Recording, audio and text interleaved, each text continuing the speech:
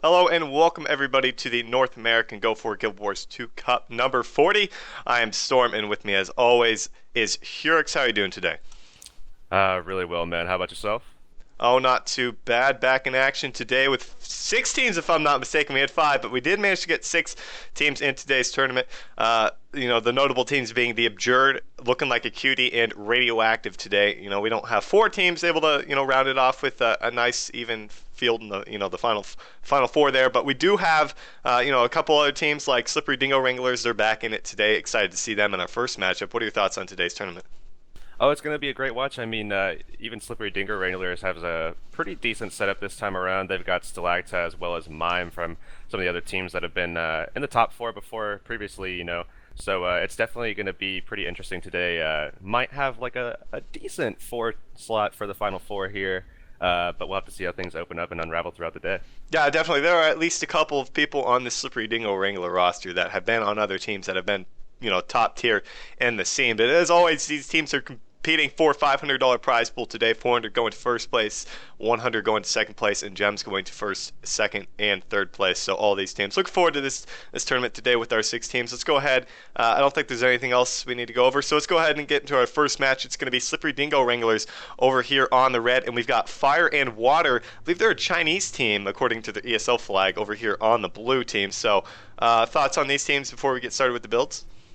I'm definitely interested in seeing what this, I believe, Chinese team has to bring to the table. It's going to be interesting to see how that plays out, especially with WTS being just under a week away. I mean, we got, 6 days left until the final showdown here for the last WTS in this year's series. So it'll be interesting to see what they bring to the table. Looks like some interesting stuff already, but if we look at this red team here, why don't we go over the builds here starting with mine? Take us And away. You can take Slippery for us. All right, so looking at them right now, we can see Mime up top here. He's going to be running Rifle here. We're going to be seeing a build that's actually pretty similar, if not the same here, as to what we see 5 Gauge typically taking up, which is going to be the Marauder Amulet Rifle Engineer with Rune of Vampirism. He's going to be taking up Explosives, Alchemy, and Tools here. Next up, we're going to be seeing Stalacta, and he's going to be opting for the Dagger Elementalist build with Celestial Amulet and Rune of the Holbrack, and he's going to be taking Arcane, Water, and Fire, so that Blinding Ashes variant there. Next, we do have Me and Hay. He's going to be running Thief for this team. He's going to be running Dagger Pistol, and he's got Rune of the Vampirism and Marauder Amulet, of course, there as well, with Deadly Arts, Shadow Arts, and Trickery, so nothing too special there. And that's going to bring a lot to the table in terms of support for the team, bring a lot of stealth and stuff like that as well. Looking now at Lalzi here, he's going to be running Dagger, Warhorn, and Staff here with Rune of the Strength and Celestial Amulet. We're going to be seeing a Nos build here with the Celestial Signets with Spite, Soul Reaping, and Curses. And finally here we do have Shernay. He's going to be running another Dagger Elementalist here with Celestial Amulet, Rune of the Holbrack, and Water, Fire, Arcane here with the Blinding Ashes variant as well. So 2 of those Blinding Ashes. We also see the same engineer. So this is actually, if I'm not mistaken, the exact same comp as Yeah, Abjured. yeah. This is the exact same comp that the Abjured runs. So, excited to see how this is going to pan out against Fire and Water. Taking a look at them, they are the Chinese team. We're just going to call them X for the sake of random letters in there. We'll call him X. He's going to be playing Thief, running with Dagger Pistol, Shortbow, Vampirunes, Marauder, and he's going to be running Trickery, Deadly Arts, and Shadow Arts for himself. Blinding Powder included in that utility setup. So nothing too special coming out from him. Next up, Pang Pang, running one of 2 Guardians for this team. He's going to be playing, looks like support guard, running with Mace Shield, with Scepter Focus, so he's not going to be running that staff, not going to have the line of warding, some extra heals, and that might stacking. So he's going to be running with Cleric's Amulet, Soldier Runes, and he's running Honor, Valor, and Virtues for himself with 4 shots. So, little bit of an interesting setup in terms of weapons, but other than that, there's really nothing too crazy about his build. Next up, Little Zao. He's going to be running the same thing. No, he is not. He's running with the Scepter, Torch, Sword, Focus with Balthazar Rune's Carrying Amulet. He's going to be running the Burn Guard for us and running Radiance, Valor, and Virtues. So Burn Guard coming into the mix. We've seen some deadly plays come out from Burn Guards in the past. I would be excited to see the same coming out from him. Big Shi Long. He's going to be playing the Ellie for this team, running with DD, Holbeck Rune, Selly Amulet, running Fire, Arcane, and Water. And finally, we have Iced On. He's going to be running the Ranger with the Great Sword, Longbow, Vampirune's Marauder Amulet, running Marksmanship, Beast Mastery, and Wilderness Survival for himself, running with the Spirit of Nature. And we heal as 1 there, so those are 2 things we don't really see in in the ESL play as a whole, so I'm excited to see how this guy's going to fare against that of Slippery Dingo Wranglers. What are your thoughts on their team comp here, Heurix? Ooh, it's going to be something different for sure. I mean, it's going to be interesting to see if this team can cope with this, but I mean, they do have that Celly Signet Necro, they do have the Elementalist to cleanse those Burn Guard stacks as well, so I don't think I would be too worried if I was on the side of this red team, but if I was that Thief, I would be very worried with the 2 Guardians, one being Burn, obviously. You have a Thief to counter as well, and then the DDLE, I mean, it's going to be interesting to see, but I think that me and Hay is going to be able to get into that Ranger there and probably take him down pretty quickly and might be able to turn into a 45 pretty fast as well. But with those 2 Guardians there, it's going to be interesting, especially because anybody they take out, they're going to have to go through 2 Guardians because we're actually going to be seeing them be able to get their teammates up pretty fast. Or at least Pang is going to be able to, and with some support, they're going to be able to res up pretty quickly. Yeah. It looks like these guys might know what they're doing. So. And just looking at little Zale, I mean, you know, he's running Burn Guard, and if red team doesn't know what's coming, it's going to hurt them because sometimes you're just not ready to cleanse 8, 9, 10, 12 burns on yourself, and your health just is gone. And we'll have to see how they've got 2 DDLEs for that. They're able to get rid of those for themselves, but, you know, on an engineer at that, there's really not a whole lot of Conti Clear coming out from him. Necro able to, you know, just put those right back on you. Thief, if they're not careful, it could really hurt them. So I'm excited to see how he's going to be faring up as we do have this game number 1 underway in this first round of the ESL number 40. Taking a look at the opening splits. Both teams going to be sending crossers. We've got 3 coming out of the gate in stealth, while the red team going to be sending 1 over to that henge node, playing the 3-point strat. What else do we got going on here, Heurix? Alright, looks like we're going to be seeing that 3-point, like you said, from the side of the red team. We're actually going to be seeing a 3-point as well from this blue team. It looks like they're going to be opening up on the Necro here, and that's going to be dropping him very, very quickly here. And he went into Plague at 5%, so that cooldown's already wasted. Definitely not a good time to use that at all for him. But so blue is going to make sure that they get that mine decapped and full captain. They do have hinge already, but looking at this the key point right now, we're actually seeing Pang already taken out here. So much damage being dropped on top of him. It looks like the blue team is going to try for a res, and they're actually getting pretty close. Oh, they do get it. Get him back up. So their support guardians back into the fray here. They're going to be able to get some stability, some support as well through the Virtues tree. Mime's already at about 10%. Me and Hayes dropped already here, and he's at about, already. There's no way he's getting up. Swarming him. Yeah, there's no way they're going to be able to get him up. It looks like Shuri's going to try for it, but he's going to die for it if he does. Yeah, Shuri is super low right here as Lightning Flash doesn't even manage to get that off behind to keep there. Is going to be taken in downstate. So we're going to see blue team turn this fight around at the midpoint. There's so much damage, I think, coming out from Ison that they don't even, they're kind of underestimating. And the Thief tried to deal with him, but he couldn't really as a whole. It looks like Ison actually changed to Entangle. Do want to point that out. He was running Spirit earlier, but I think Entangle's definitely the better setup for him there. Take a look at the mine point, though. You know, blue team's still holding onto that cap just barely. Kind of surprising, especially right out of the start. And this Necro is actually losing to this Dagger Elementalist here, and we're actually seeing a +1 from the Thief from this red team here, and that's probably actually going to take him down. So he's in downstate right now. It looks like his team is going to try and maybe come over here. It looks like the other couple of other players that didn't make it over, iced on fire there, but he's going to pull out, and that's a good option for him to take. But look, Stalacta actually taken down there by Zao, and it looked like that was X trying to get on top of him. Now Mime's in the area. Mime does probably not gonna be. He could S-Res if he wanted to, but I don't think that he should, because Stalacta is basically dead as is. So he's going to try and 1v2 for the time being. I'm not so sure that's the greatest move on his end. He does know that there's respawns probably coming out for the blue team. They are going to go the other way, go over to that mine point as Mime's trying to get out of here. Taking a look at the mine, though, still decapped right here. This is a super close game right here. Not really what I expected coming out from Slippery Dingo Wranglers. You know, this blue team doing a great job at the start of this game. Yeah, I mean, and something to take note of is that this is a Chinese team here, so if they're going to be doing well this week and going into this tournament doing pretty well, it's going to be interesting to see what they can do in WTS.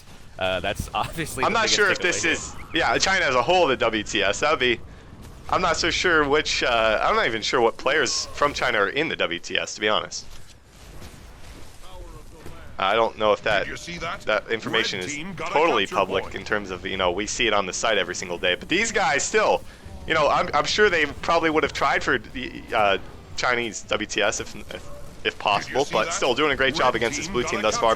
Red team taking a 2-cap over there at the henge. Take a look at the midpoint, though. It looks like Shuri's actually in the downstate here. Not going to get some support from his teammate. Actually, finally, the second Elementalist That's Stalacta going to be able to get back to that midpoint. But still, the 2 cap going to allow this red team to try and get back into this one. Not down too much, but blue team definitely doing a good job here.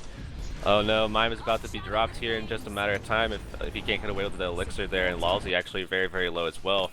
But, oh, Lalzi actually almost, there he goes, actually gets dropped here on the mine node. Looks like Icedon going for the stomp, manages to dodge that. Looks like they're going to just bleed him out here. Look, maybe Big She's going to actually get the stomp off. They already do have this cap in favor. They probably should have just let him bleed out because they already have that cap.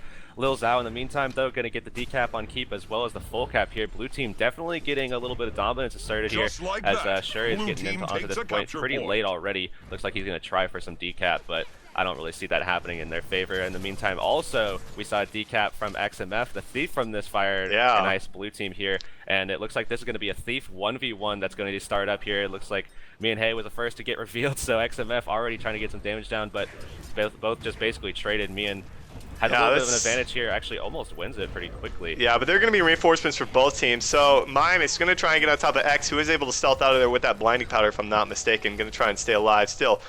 Mirenhay is still up in the battle here. Throws down that Shadow Refuge here. So does X. So that's going to, you know, keep them out of combat for a little bit. Taking a look at what's going on at the point, though, you know, it looks like that's Shuri and Mime trying to 2v2 here. This is a big fight over at the Henge. Whoever takes this is kind of going to surge ahead here, or at least if the red team is able to take this, let them get back into this game. We do see that Elixir X coming out there from Mime, able to make sure he gets that Rampage. That's going to be a huge boost in this team fight for this red team. Yeah, blue team is already pretty handedly winning this Henge node right now. It looks like there's only a matter of time here before if they can actually manage to get enough cleave down on this downstate here. They actually do get the stomp, so in the meantime, this is going to be a win fight for blue team if red team can't get over plus this. However, at the keep right now, we're seeing a pretty similar situation actually with blue team still doing quite well in that fight as well. I mean, Lalzi right now doesn't have too much life force. Once he comes out, he's not going to be having anything really for the most part as well. He doesn't have his heal, he doesn't have any of his signets. They're putting pressure on him very, very well. They actually, if they could get some poison on him and before that heal comes he's got an entangle here. I bet they could lock him down. The entangle gets out. Oh no, he's able to cleanse it there. So look at the burns coming out onto Lalzi though. He's so low right now. He's going to be taken into the downstate. Lil Zale is going to win that fight over there at the Henge. I do want to point that out, but still at the midpoint, you know, this is definitely going in favor of this blue team right here. Red coming off a respawn, able to hold on to that mine, no doubt. But still, blue team going to be holding on to a 2-cap in just a matter of seconds here, and continue to build the lead after wiping a few members of this red team off the map at the keep. Now Lil Zale is going to be in a 1v1 against Stalacta. Going to get support from 2 of his members of the team, but that might be an over-rotation because you got 4 people coming out from that mine point to mid. They need to be very, very careful about this rotation. They got to send reinforcements back to the mid. They could have let that 1v1 happen, but actually, you know, they are able to clean up Stal in a decent amount of time. Still that 4v2 at mid. If red team's able to take advantage of the numbers here, that could be deadly. Mine pops Elixir X once again. Gonna get Rampage. Lucky for him, I think that's 2 of 2 Rampage. I don't think I've seen him do a 3rd Elixir S. Perhaps we didn't miss that. But he is able to take Pang Pang into the downstate and get that decap in the midst of that fight. That res did come out there, if I'm not sure how they got that res so quick, but they got it right onto Pang Pang. Gonna get him back into that fight there. But red teams, man, their health bars are looking good. There comes that I believe the S5 coming out there from Mime, able to get that AoE Moa, take him into downstate. The Reds comes out onto Pang Pang once again, gets him back up. Man, they're really on top of Reses here.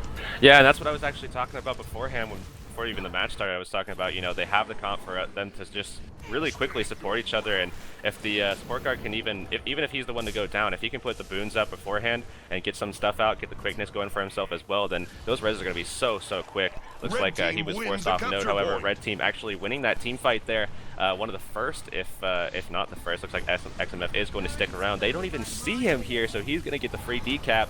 And no one even close. Looks like the Necro might double back, but he is going to manage to get that decap, which is huge for them because they already do have that 80-point lead in their favor right now, 292 to 212. They do have the cap on Henge, where we actually do see a 1v1 between Shuri and Icedon Fire Dusk here, who actually isn't looking too good. Looks like Shuri is bodying him pretty well. However, on the mine note, we're seeing another 2v2 as well with Lil Zhao and Big She here versus Stahl and Mime. So definitely a good matchup for this red team here, but blue team's still sticking in it.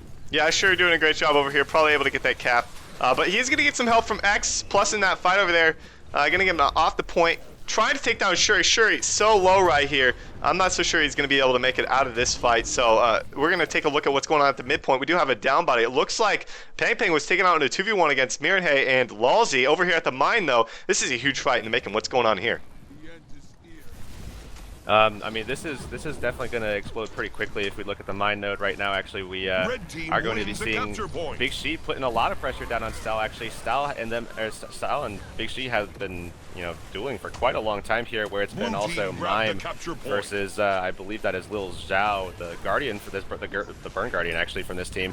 And actually, Big She's been doing quite well. We actually be seeing a huge plus from this red team here, as we see Mime cycle out, as he's pretty low right now, and Stahl is pretty low as well, but they're getting a lot of damage on him. The mob comes off. This might be it for him. He's at about 20% HP. The burn stacks are there again here, and he's at about 10% HP this time. Oh, but the burn is going to ride the lightning. Killed him, no, because he had cleansing fire come off mid-ride the lightning. Couldn't cleanse it because he can't stop that. So that was really a tough loss coming out there for Stalagta.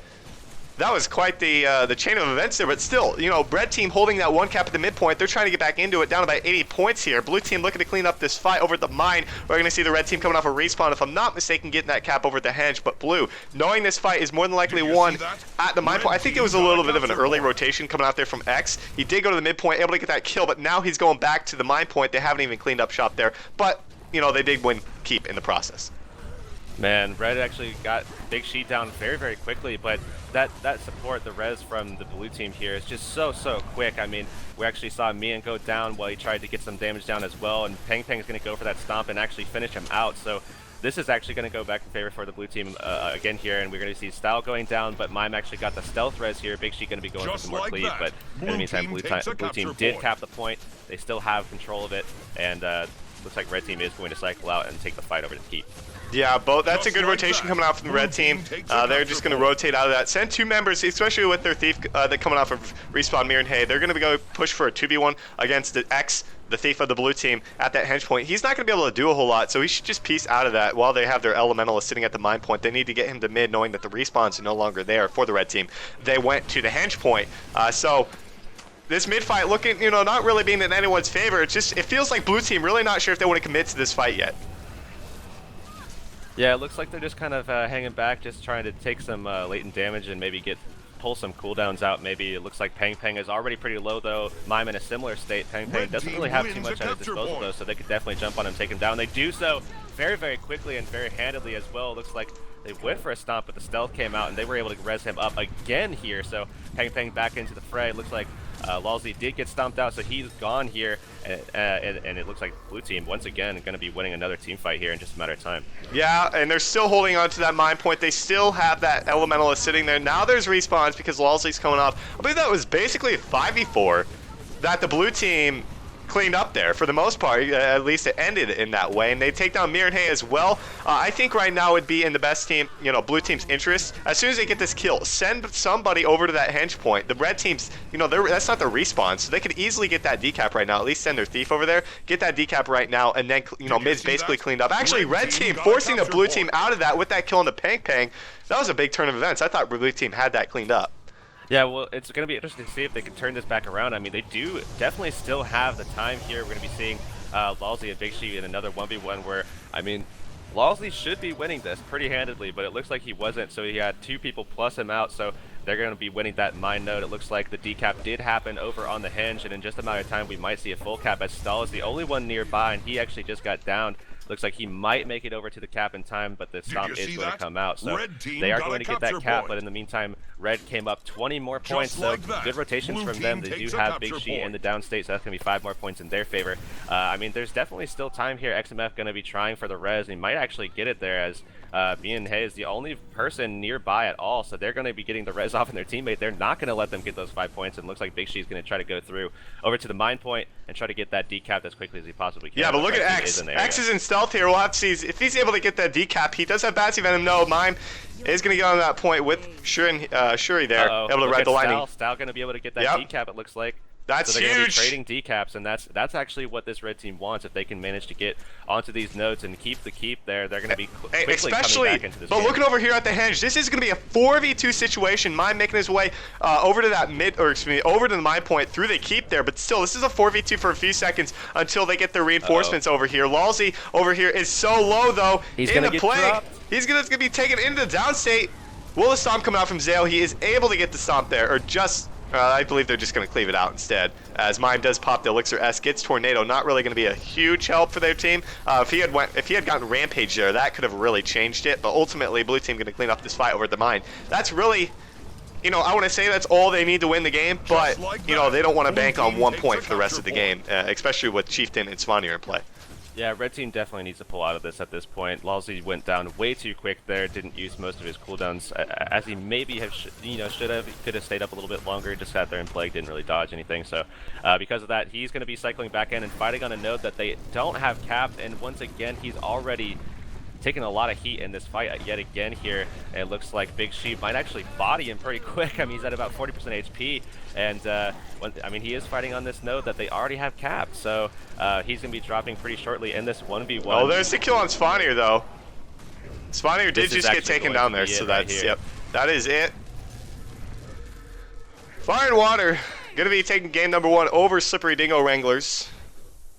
Fortunately for themselves, but unfortunately for this team, Fire and Water, as I am being told right now, we are being told that Fire and Water, the Chinese team, is being disqualified from this event. There's a ruling in ESL, I believe it's 1.6 if I'm not mistaken, it's claiming that all 5 members must be from that region, that being North America. So Fire and Water is going to be disqualified from this tournament as per ESL rulings, and we will see Slippery Dingo Wranglers moving on into the semifinals to take on the Abjured. However, we will be moving on into a second match. I believe it's going to be looking like a Cutie against Gems. We're going to go on a short break, guys, and have that match ready for you when we're back. So just to reiterate, Fire and Water is going to be disqualified because of a ruling in ESL's rulebook stating that all 5 members must be from the region that they are playing in, unfortunately. So we're going to go on a short break. Stay tuned, guys, and we'll be back in just a few minutes. Well, welcome back, everybody, to the North American Go4GW2 Cup number 40. Again, I want to reiterate, Fire and Water was eliminated from this tournament, or rather disqualified from the tournament due to being from China rather than North America, as that is a rule. Yeah, the ruling actually is that a majority of the teams, so 3 out of 5, does have to be from the region. It's ESL's ruling. I believe they use it for every single game for their Go4 Cup, so it is long-standing. Okay. So as much as we would love to see that match play out, they actually are going to play it out just for fun, but we won't be able to see it, and I don't think we're going to know the score. But that was a fun match to watch, and it's unfortunate we don't get to watch it, but that is their ruling, and they do have to be fair. They have to be the same across the board, so we're not going to be able to watch that, unfortunately. Okay, so it is the majority of the roster has to be from North America for that. Okay, so I was mistaken in thinking everybody did. So still, unfortunately for them, like I said, they're going to play that out. Maybe we could get the score of that if they're able to, finish that series out and let you guys know. But we do have a matchup ready for guys. It's going to be looking like a Cutie up against Go4Gems. They already played game number 1. Let's take a look at what we've got. Cutie is up 1-0 against Gems here. They are on the red. Gems over on the blue. I don't think we want. Do we want to go through the builds really quick, or do we just want to get this game started, Heurix? I think everybody's going to be running something pretty We'll just casual. look at the comp here. So, I'll take a look at the red. They got H-Man over here with Vayne. Those two, both playing Ellie's. They've got Zoe and Knight playing the Thief Mesmer combo, and Heurix looks like he's playing Medigard for them. Medigard kind of an eye-opener, but other than that, double Ellie, Thief Mez, pretty good comp coming out here for Cutie. What about the blue team? Go4Gems. Yeah, I mean, they're going to be running with a Thief. Obviously, they have their double DDLE here as well with the Guardian as well. So they're going to be actually running the Scepter Focus Greatsword. So that is going to be a DPS Guardian, and they do have the Death Vu here going to be running Power Necromancer as opposed to the typical Celestial Signet. And he's going to be taking up a lot of that damage as well. So he's got to have the double wells. This is something we used to see Nas running before the patch, actually, where the Signet's got a huge buff. This obviously has a lot less corruption than the other build. and also a little bit less, a lot less condition play as well. He does have consumed conditions, so he can get them off himself at least, and he does have that stat for as well. But outside of that, he doesn't have the ability to transfer them back over to the opponents, which is obviously extremely strong with all the burn stacking that can go on with this patch. I believe we actually have a couple of minutes before Heurix gets back, so if we look at the builds, actually I'll go over the red team. Oh, okay, we actually are ready. Okay. Never mind. But I do want to point out, they've got Knight today rather than Zeromus. Knight's played a lot of Mesmer as well, so I think that's a pretty good substitution, getting Knight in there to play with Zoe. I think I've seen those guys duo quite a bit. Actually, 4 out of the 5 players on this red team have at one point or currently played for Apex. Okay, all but Heurix, right? Oh no, Heurix has actually played for Apex. Okay. Vayne is the Vayne. one. Okay, right, because Vayne's just getting back into the groove of things. But Vayne has played with H-Man a lot in the past on QT back way back in the day. But this game is about to go underway, so let's take a look at the splits. All right, taking a look at what we've got for both these teams. If we do see this red team take it, they'll be moving on into the semifinals to play Radioactive, who got a bye. Take a look at the opening splits. Though both teams sending Elementalists to the home point. It looks like 4 people for both of them going home. We're going to see stealth play from both these teams, as well as some might stacking coming out from both of them. So very, very similar opening coming out for these teams. We'll have to see who their main target's going to be. What else do we got going on here? Yeah, it looks like both teams are going to be opting for their free cap over on their home node, but on this midpoint, we're actually seeing Deathview already in the Lich. Timer came out, and they're bodying that Lich. Deathview almost taken down already, still slowed, and he's going to be dropped here, and that's going to be a kill for the red team if they can convert that. However, Heurix in the meantime did get dropped as well. Looks like they went for the stomp, but he got knocked back, so Deathview still in the down state here. Smash Knock's taken down as well, as red team did get their teammate back up. Wells did go down in the meantime. Knight taking a little bit of pressure. H-Man goes in for the kill, but actually gets finished off, and he goes in down state. But yeah, but look, Zell going for that decap over at the waterfall. We do have a 1v1 emerging over here as we had Trixie actually piece out of that mid-fight, as well as Trill. Going to be moving over to the quarry. Trill going to be caught in a little bit of a bind here. He's got multiple members of this red team on top of him. We are going to see Zoe get that full cap over the waterfall, so we will see a 3 cap coming out here for Looking like a Cutie. They're looking so strong right now, coming off a respawn. A couple members of this blue team, they're going to go for the waterfall, so they're just kind of all over the place right now. Blue team really not, a nice opener, but really didn't make anything of it as the red team just kind of rolled on top of them. Getting back into the game, my game crashed. It looks like over here at the waterfall, we are going to see this blue team actually manage to get the decap, as H-Man doesn't want to take on 3 members of this blue team. That's probably a good call. He's going to get reinforcements coming out from Heurix, and it looks like Knight and Zoe both making their way over to the waterfall, but H-Man probably going to be taking down those, able to cleanse that poison there, uses his healing signet, but actually cancels it as Zoe comes in with that Shadow Refuge. Really good peel coming out there from Zoe. They are able to take down H-Man in that Shadow Refuge there, but able to get him back up as he was stealth. So really good plays coming out here from the red team, holding on to this 2 cap, able to take down Smash.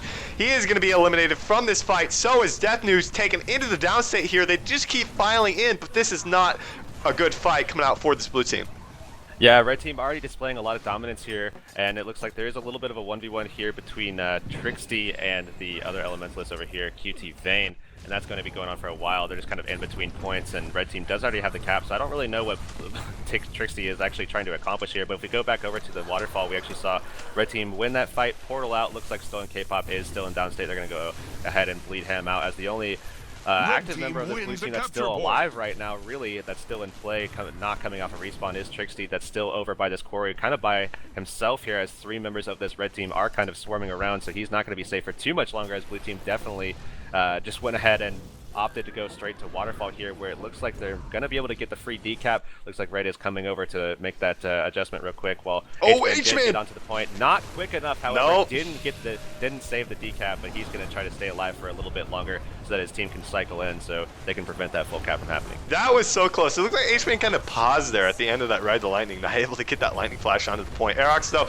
going to join him in this fight, but still, he is going to be taken into downstate in this 3v2. Going to get some help from Knight here, coming in, trying to get that res. Doesn't have time warp up for another 5 seconds, so that Stomp did come out onto Heurix. That is, I think, the first member of this Cutie team that's died all game long here, so that's a nice pickup, but still, over a 200-point lead going out for this red team, looking really strong in this game number 2. I just don't see a comeback from this blue team. They've lost, they're doing a great job of regrouping, don't get me wrong, but the team fight's really not going in their favor. We do see that Lich pop from Deathview, going to try and get on top of H-Man, who is able to get out there just in the nick of time.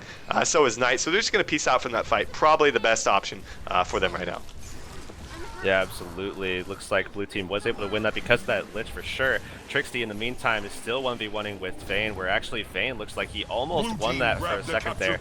But it looks like that battle is going to keep going on, but Vayne definitely looking like he has the advantage there. In the meantime, we saw red team still kind of recuperating from that fight there. It looks like they're still in it here. Deathview very, very low. H-Man actually able to take him down, but H-Man not in a position where he can really provide too much more. It looks like he was able to get some heals off. Looks like they're trying to put some pressure down. Smash knocks at about 30% here. Almost gets dropped trying to res his teammate up. H-Man trying to follow up with some more pressure. Looks like they're going to double back, go over towards that graveyard node and try to get the full cap back on that. Looks like also QT Vayne still 1v1 with Trixie, still has control of the node for the most part. Trixie getting about 20% HP, but that is if probably he going plays to stay that way for passively quite a long here, time. if he plays passively here, he should be okay for the time being.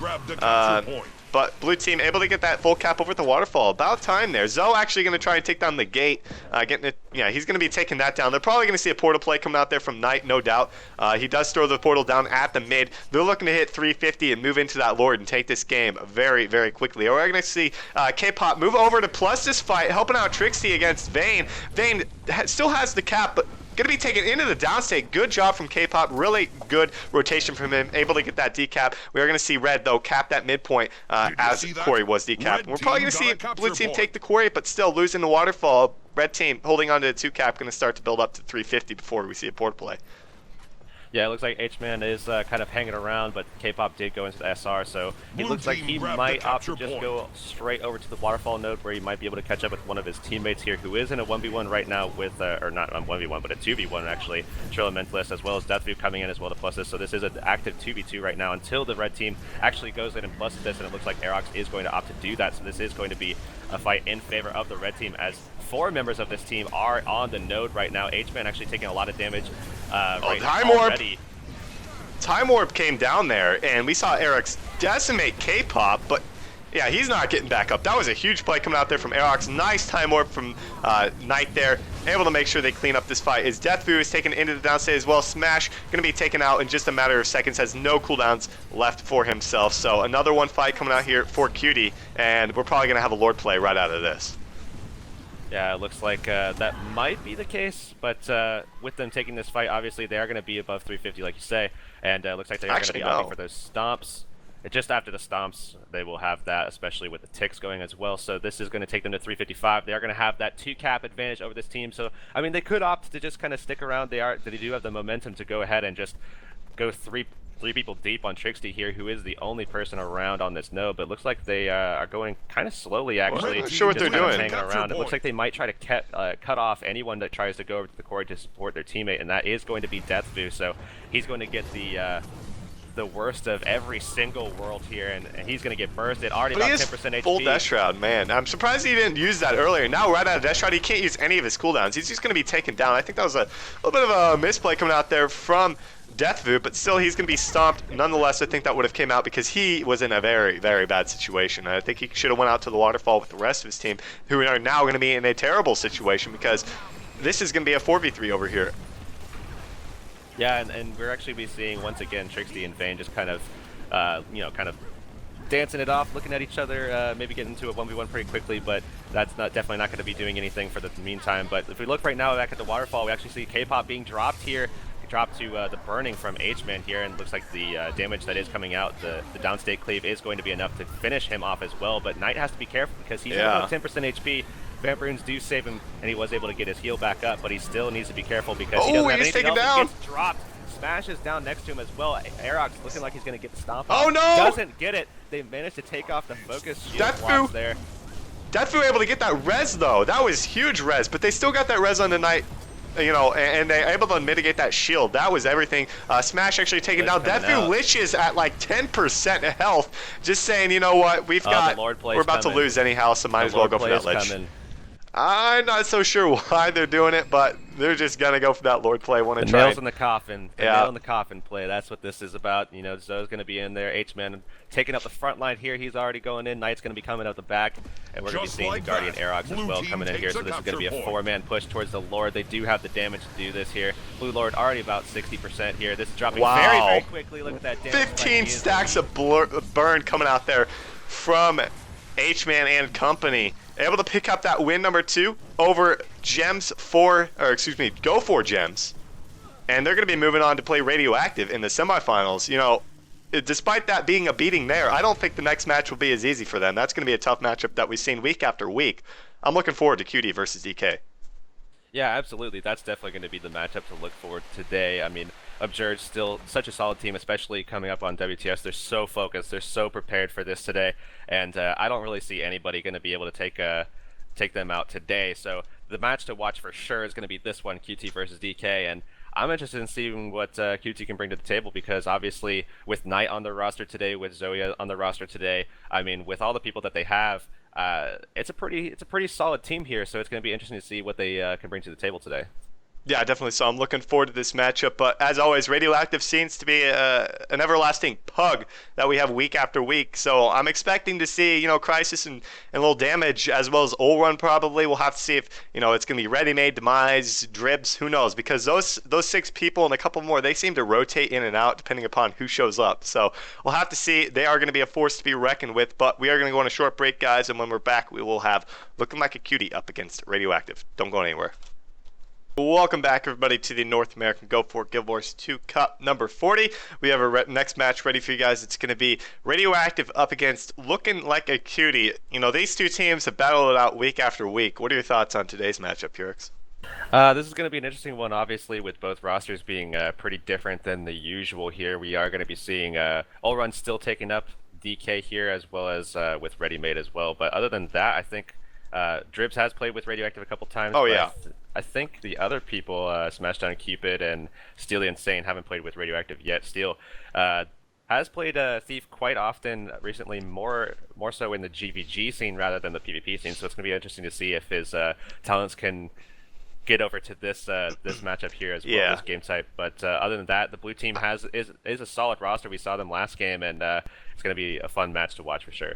Yeah, and I haven't seen Steel. I don't think he's ever done an ESL Cup before.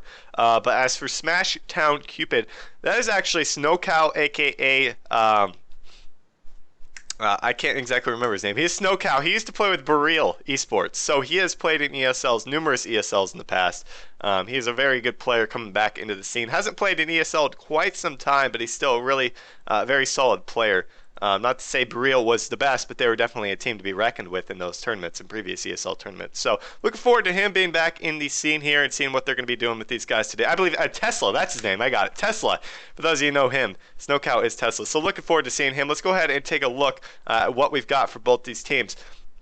As we have both of them actually joined up, we've got Radioactive over on the red and Cutie over on the blue. I'm going to go ahead and take a red team. It's going to be Ready Made running with the Staff Alley, Sully Staff Alley actually, running with Runa the Monk, running with Earth, Water, and Arcane. This is something he really likes to, you know, we see him time after time. That's all he really runs. He is notorious for his Staff Alley play. So look for him to be giving out a lot of peels, a lot of good heals to the rest of his team. Next up, we've got Formic. That is going to be Ol Run. He is running that Mesmer today, surprisingly enough.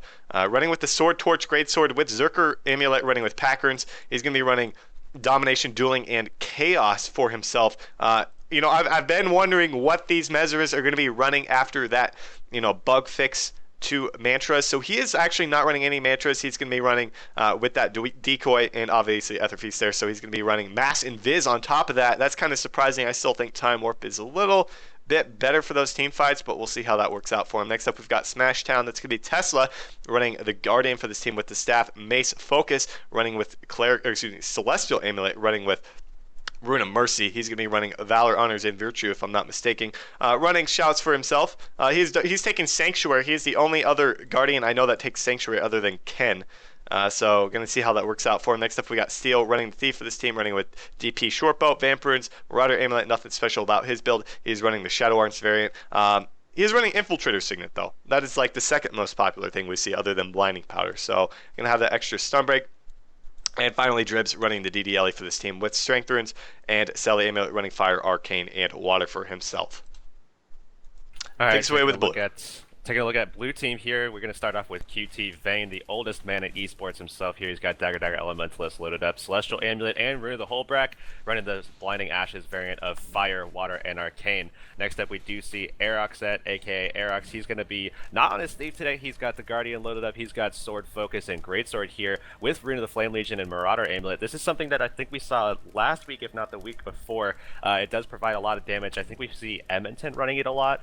If I'm not mistaken there, and he's going to be taking up Virtue's Valor and Radiance here. Still has a lot of damage, does have a decent amount of burning output as well, with Amplified Wrath actually buffing that as well with the Might Stacks. That does provide a good amount of instant burst damage. Next, we do see Knight on his Mesmer here. He's going to be taking up Greatsword and Sword Torch with Rune of the Vampirism, and Berserker Amulet here. He's going to be taking up Domination, Dueling, and Chaos with PU as well. He is opting for that Time Warp over the Mass Invis that we saw Ulrun taking, obviously with Ulrun taking that for the PU, but that is going to give them a pretty good advantage in some of the team fights there. H-Man deep in Annis, aka the QT Burnt Taco himself. He is going to be taking up Dagger Elementalist as well as Celestial Amulet. He's opting for the Flame Legion runes, taking up the Blinding Ashes variant as well with the Fire, Water, and Arcane. Next up, we do have Zoe going to be playing Thief here, not playing with Apex today, as well as Knight there. And we're going to be seeing Dagger Pistol here. Rune of the Vampirism, Marauder Amulet, and Deadly Arts, Shadow Arts, Trickery there, so nothing special. Taking up the Blinding Powder as opposed to the Infiltrator Signet that we saw from Steel. Yeah, pretty. I mean, we saw these guys in that last game, the game number 2, but Radioactive coming in here. We didn't see them, so. This is going to be a good game. I'm kind of on the edge. I'm not so sure how much competitive experience Steel. You said Steel was in GVG scene a little bit, World vs. World. I can't remember which one. But Tesla has had experience, but that was about 7 months ago that he played. In every ESL Cup with Boreal Esports. So it's been quite some time for him.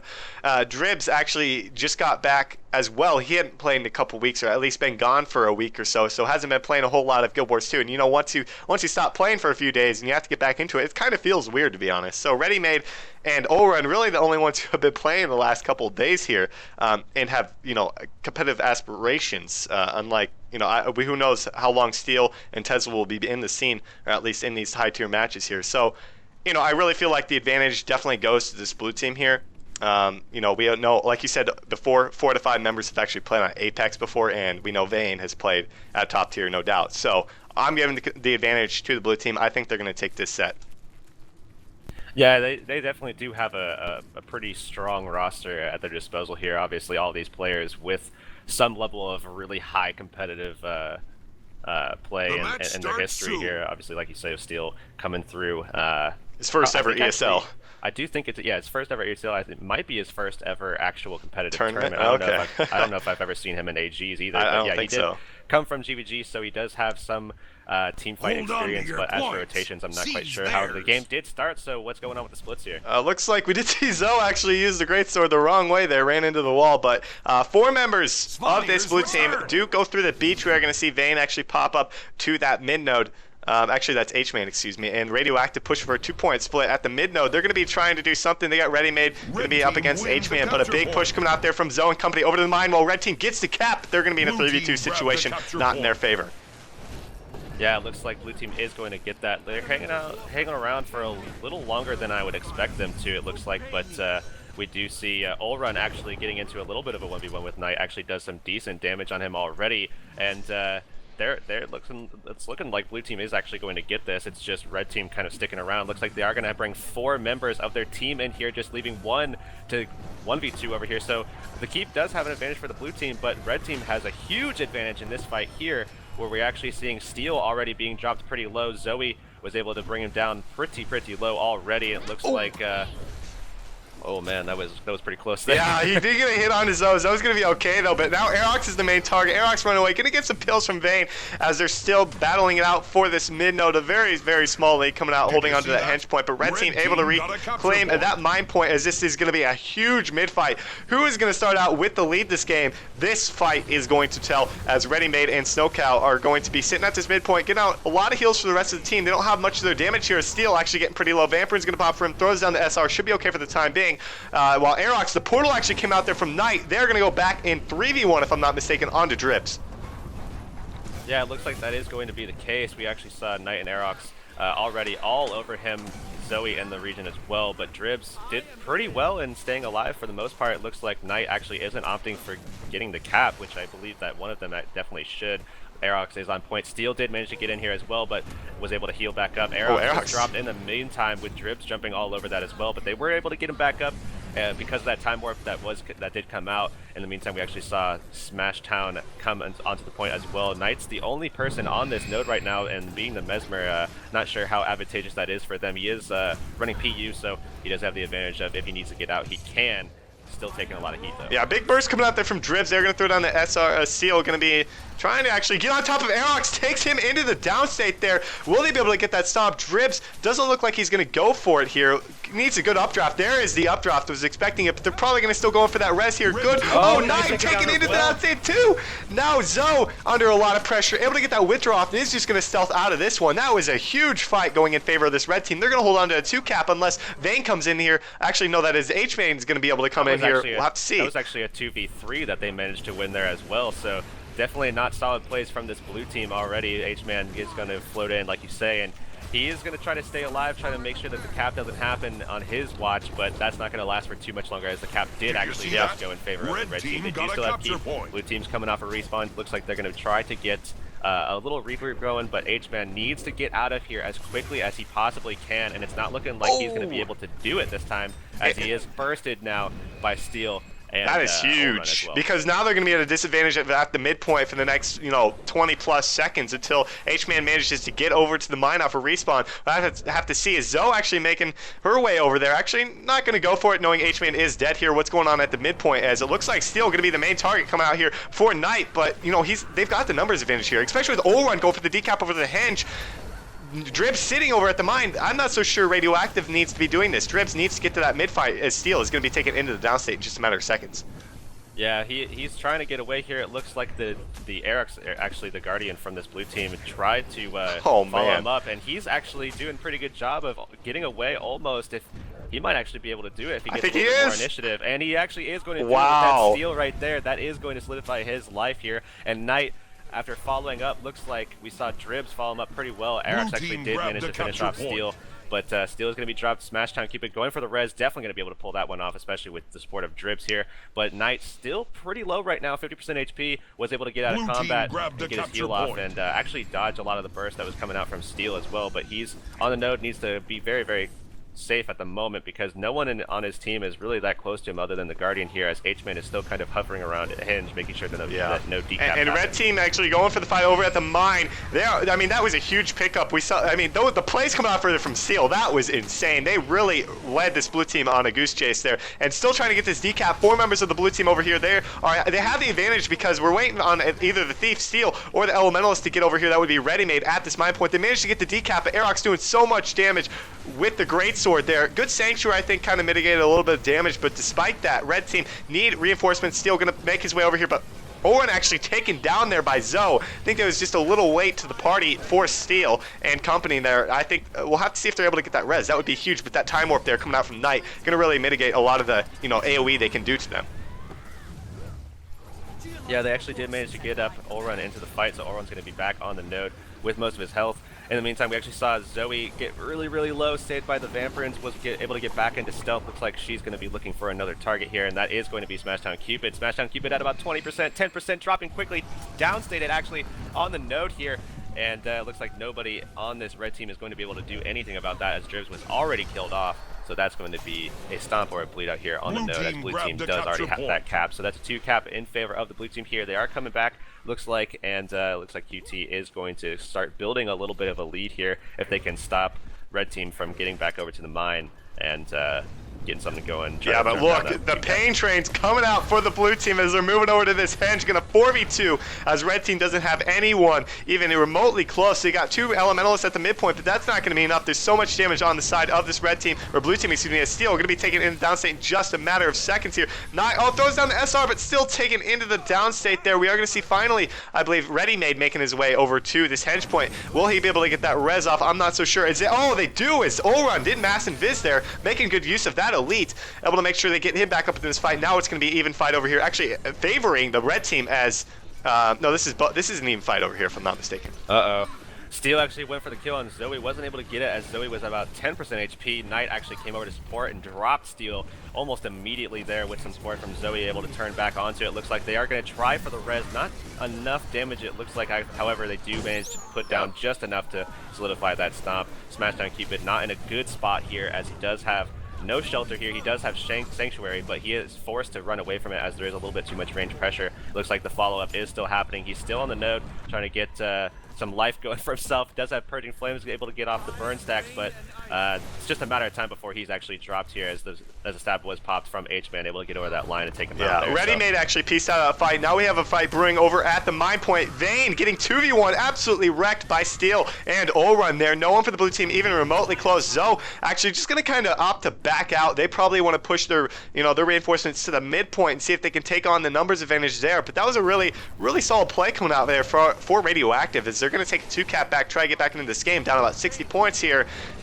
This one's going to come down to the next few fights about who's going to take this game. Yeah, absolutely. I would say the next probably, I don't know, about a minute and a half is really going to determine who's going to be taking this. Zoe really low right now. Dribs was actually taken down as well as, or low as well, but was able to get his heals off, and because of that, he is going to be lacking those cooldowns, but he is back into the fight. Smashdown is going to be coming off of respawn, so he's going to be able to support for him there, Olrun, the Mesmer from this red team, and he's going to be able to get back onto the node, where we actually saw a quick decap almost happen from Knight, but Olrun came in and almost obliterated him. Actually did manage to obliterate him just, or actually that was Olrun being dropped, sorry. Yeah, that was just a turn. Very quickly. Knight turned right back onto Olrun and absolutely 100-0 him. There comes the portal play. Blue team coming back to the midpoint. Heurix about to be taken in downstate. Burns able to cleanse them at the very last second. Ready Made not going to be fooled here. It knows he's in a 1v3. Needs some help as they were able to take down Knight over there, who didn't get through the portal at the mine point. Now Ready Made is in a heap of trouble. Doesn't have anything left aside from his heal. He is able to get it off with that stability there popping for himself. Trying to stay alive. Going to get help from Olrun. One tick away from getting the decap. They are back in this game. We're going to see the portal drop there from Olrun, if I'm not mistaken. Going to get Ready Made out of that fight. That was a very, very nice use of that portal coming out from Olrun. Yeah, not only that, but Ready Made staying alive on that node for so long, and not only just staying alive, but actually managing to keep it one tick away from the decap there, so they are still holding that node throughout this entire fight, and that might be enough to catch them back up in this fight here, as Ready Made does cycle back in. Knight is still dead. He's going to be coming back up out of respawn very, very shortly in the meantime, but Steel right now pretty low, going to be able to get back into the fight very, very quickly, however, as he did actually just use his heal. So he's looking for a target, and looks like that target is going to be Heurix. Heurix at about 30% HP, but the stun did go off onto Steel, and he wasn't able to actually land that backstab there.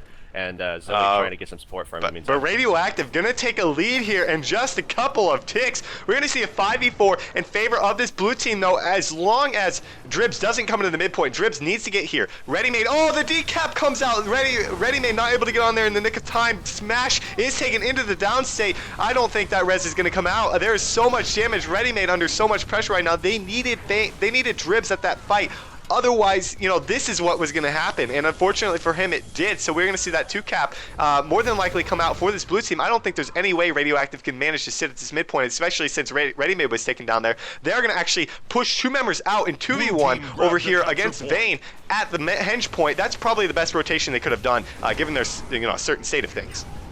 Yeah, I think that Vayne is probably going to manage to stay alive for a little bit longer, definitely long enough for his team to rotate in, and he's in a spot right now where he can't get stolen, so he's definitely going to be lasting a little bit longer. Olrun pretty low right now, was able to get off a quick stealth there for himself, but he is still in a position where he needs to watch himself. He's very low on his cooldowns here. Vayne actually being dropped pretty low as well, but he does have all of his water cooldowns, going to be able to get some heals off, bring himself back up to about 75-80% here.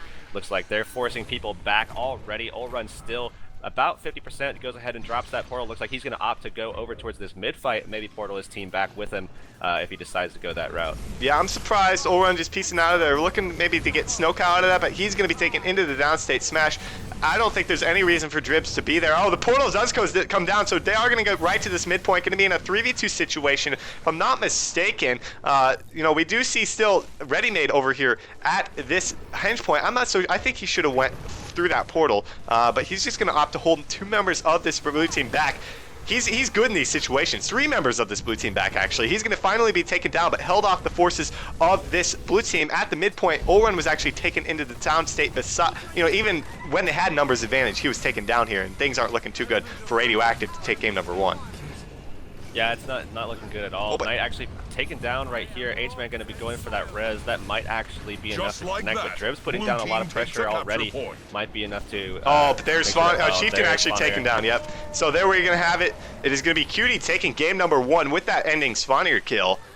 That was back and forth. Like you said, that minute kind of gave the lead and the advantage to Cutie, but regardless, I think Radioactive could have came back into that one. Team got a yeah, I completely agree. And honestly, I actually kind of expected a little bit more of a blowout on the side of blue team. I think that they I probably would have expected more of like a 500 to 250, 300 range, something in there for this matchup. But I mean, Radioactive, this roster that they kind of threw together at the last minute, still doing pretty well against this other roster that is kind of for oh, they are definitely doing great. Smash not having played in the competitive scene for, over half a year now. Maybe he played in 1 cup, but it's not like he's been practicing a whole lot or anything. And then you've got Steel, who hasn't never played in a competitive tournament before, going up against looking like a Cutie, notorious people who've been playing in tournaments for how many years now. That was a really good match for them. I'd say Radioactive. They might have not won the game, but they still did such a great job, and I think they could, have high hopes in game number 2. Maybe they could take that one. We'll have to see. But that one could have really went either way. Looks like we had 1 DC between the map loads, so we're going to be able to, or we're going to try to get them back in as soon as possible. It might be actually a class swap. I'm not really sure, but we're going to get that person back in. And once we do, we're going to have them ready up and get back into this. Doesn't look like we're going to be seeing any changes on the side of this blue team here. Looks like they're going to all stay the exact same as they were before. I'm not seeing any adjustments to builds at all, at least from what I can tell. Zoe's still running the same thing as well. Heurix running the same thing. Steel swapping to Mesmer from that Thief. He's running with the Great Sword Torch. He's running with Strength and Zerker Amulet, running Chaos, Dueling, and Domination for himself. So he's running something similar to that of what Olrun was doing, but he's running with Mantra of Recovery and Mantra of Distraction now. So yeah, and he's not even running Portal. Mantras, not running Portal. This is definitely kind of a skirmish build here. I'm not sure if I feel the Mantra choice because of that those changes, making Mantras go back in line with what they should have been. It's still strong. Don't get me wrong, but it's just not going to be as strong as often as it was, because it felt like it was up immediately after all 3 charges were used, right? Yeah, so it's not going to have the same longevity, but like instantaneously it will have the same potential. But it's definitely going to be interesting to see what they do with it, as obviously doesn't have the same longevity. Definitely a nerf build compared to what it was, but still a very strong build nonetheless. Yeah, it definitely, it still provides the same amount of damage, except Mirror Blade hits 3 times rather than 4 times now, right? So it's still going to have that same damage. He's running Zerker on top of that, so he's still able to 100-0 people if he wants to, if he's able to coordinate that with Olrun. But it's just not going to happen nearly as often. So we'll have to see how that works out for him, and what the consequences of taking those mantras is really going to be. Actually, looks like he's swapped to Mantra of Pain now. So we'll have those back to my. Okay, so we'll have to see what he's actually going to be taking here. He did switch. He did switch something out last game, or maybe it was Olrun. I can't exactly remember. But 2 Mass and Viz coming out from Double Mesmer here. I'm surprised they're not using Time Warp. You saw how strong it was for Knight. It's just so strong in every single team fight. You've got it up. Maybe not every team fight, but every other one. It really turns the sway of the fight. So I'm really not so keen on taking double Massive Viz. At least have 1 Mesmer take Time Warp. It's such a good elite. But we do have both teams. Tesla actually swapping to his Tesla guy. It doesn't look like he's changing anything, except he was running Selly, I believe, last game. He swapped to Cleric's Amulet for himself. He's no longer running Sanctuary, so he's going to be running 4 Shouts with Shelter. So other than that, I don't see any swaps coming out from these guys. With these swaps, Steel going to Mesmer and Tesla, just a minor change. Do you think blue team still has this in the bag? It's definitely looking like that might be the case, but definitely some interesting swaps from this red team, doing some stuff to adapt maybe to this composition, but I still think that blue team does have the advantage, especially in this matchup here, where we're going to be seeing a lot of damage output from this blue team. If they can handle that, then I think this blue team will probably win this second matchup as well. Yeah, definitely so. So let's take a look at the opening splits as both teams have readied up here. If we do see Cutie take this game number 2, they'll be moving on into the finals to take on the Abjured, no doubt. Taking a look at what we've got for both of these teams, though. Looks like Radioactive going to be sending... Okay, so identical split coming out from both these teams. Looks like Dribs and Vane going to be capping the home point, but Double Mesmer actually going to be pushing Mass and Vizing over to that waterfall node. They actually looked like he was going to split off for a second, but they're going to try and spike down Vane here. What are your thoughts on this thing, and what else do we got going on here? It's definitely going to be interesting. I mean, Vane might be able to survive, but it looks like he was able to dodge some of the burst there, able to get down some damage himself as well. Steel already about 50% health, so looking like Vane actually doing pretty good already against both of these Mesmers here, able to get a little bit of a 1v2 going. It looks like Steel going to go in for that second burst here. Vane still alive nonetheless here, and it looks like with him at 30%, does have his water cooldowns, able to stay alive again. Steel already getting low as well, so Vane. if he can last for like another 10-12 seconds, maybe he might actually kill Steel Illusions here. Does have not too much health left. He does have his water cooldown still, so he's still up into this fight. He might be able to 1v2 them. I don't know. Already so low. I want to take a look at what's going on around the other sides of the map. It looks like Tesla is actually stomped out over here at the quarry. Zoe, Heurix, and Knight going to be in a 3v1 situation against Dribs, as they were able to cap that node, but not going to be able to hold on to it for much longer. We did see actually, we were talking about Vane pieces out of that waterfall node.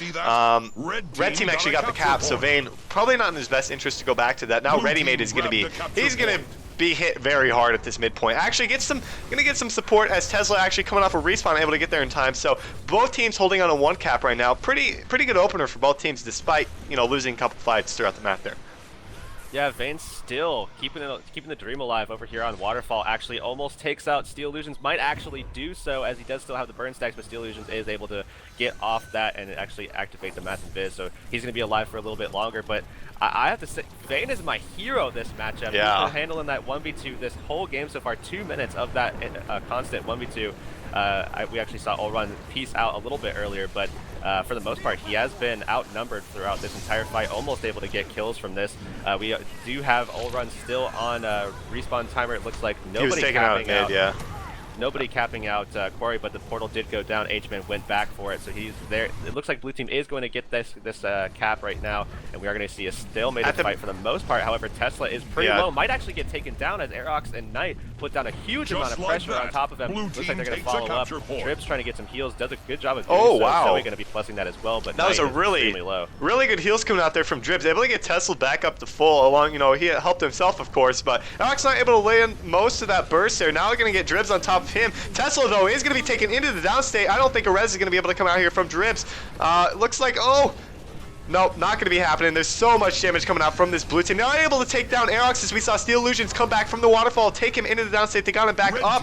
Despite that, Heurix now doesn't have a whole lot of cooldowns. Red team taking that quarry back.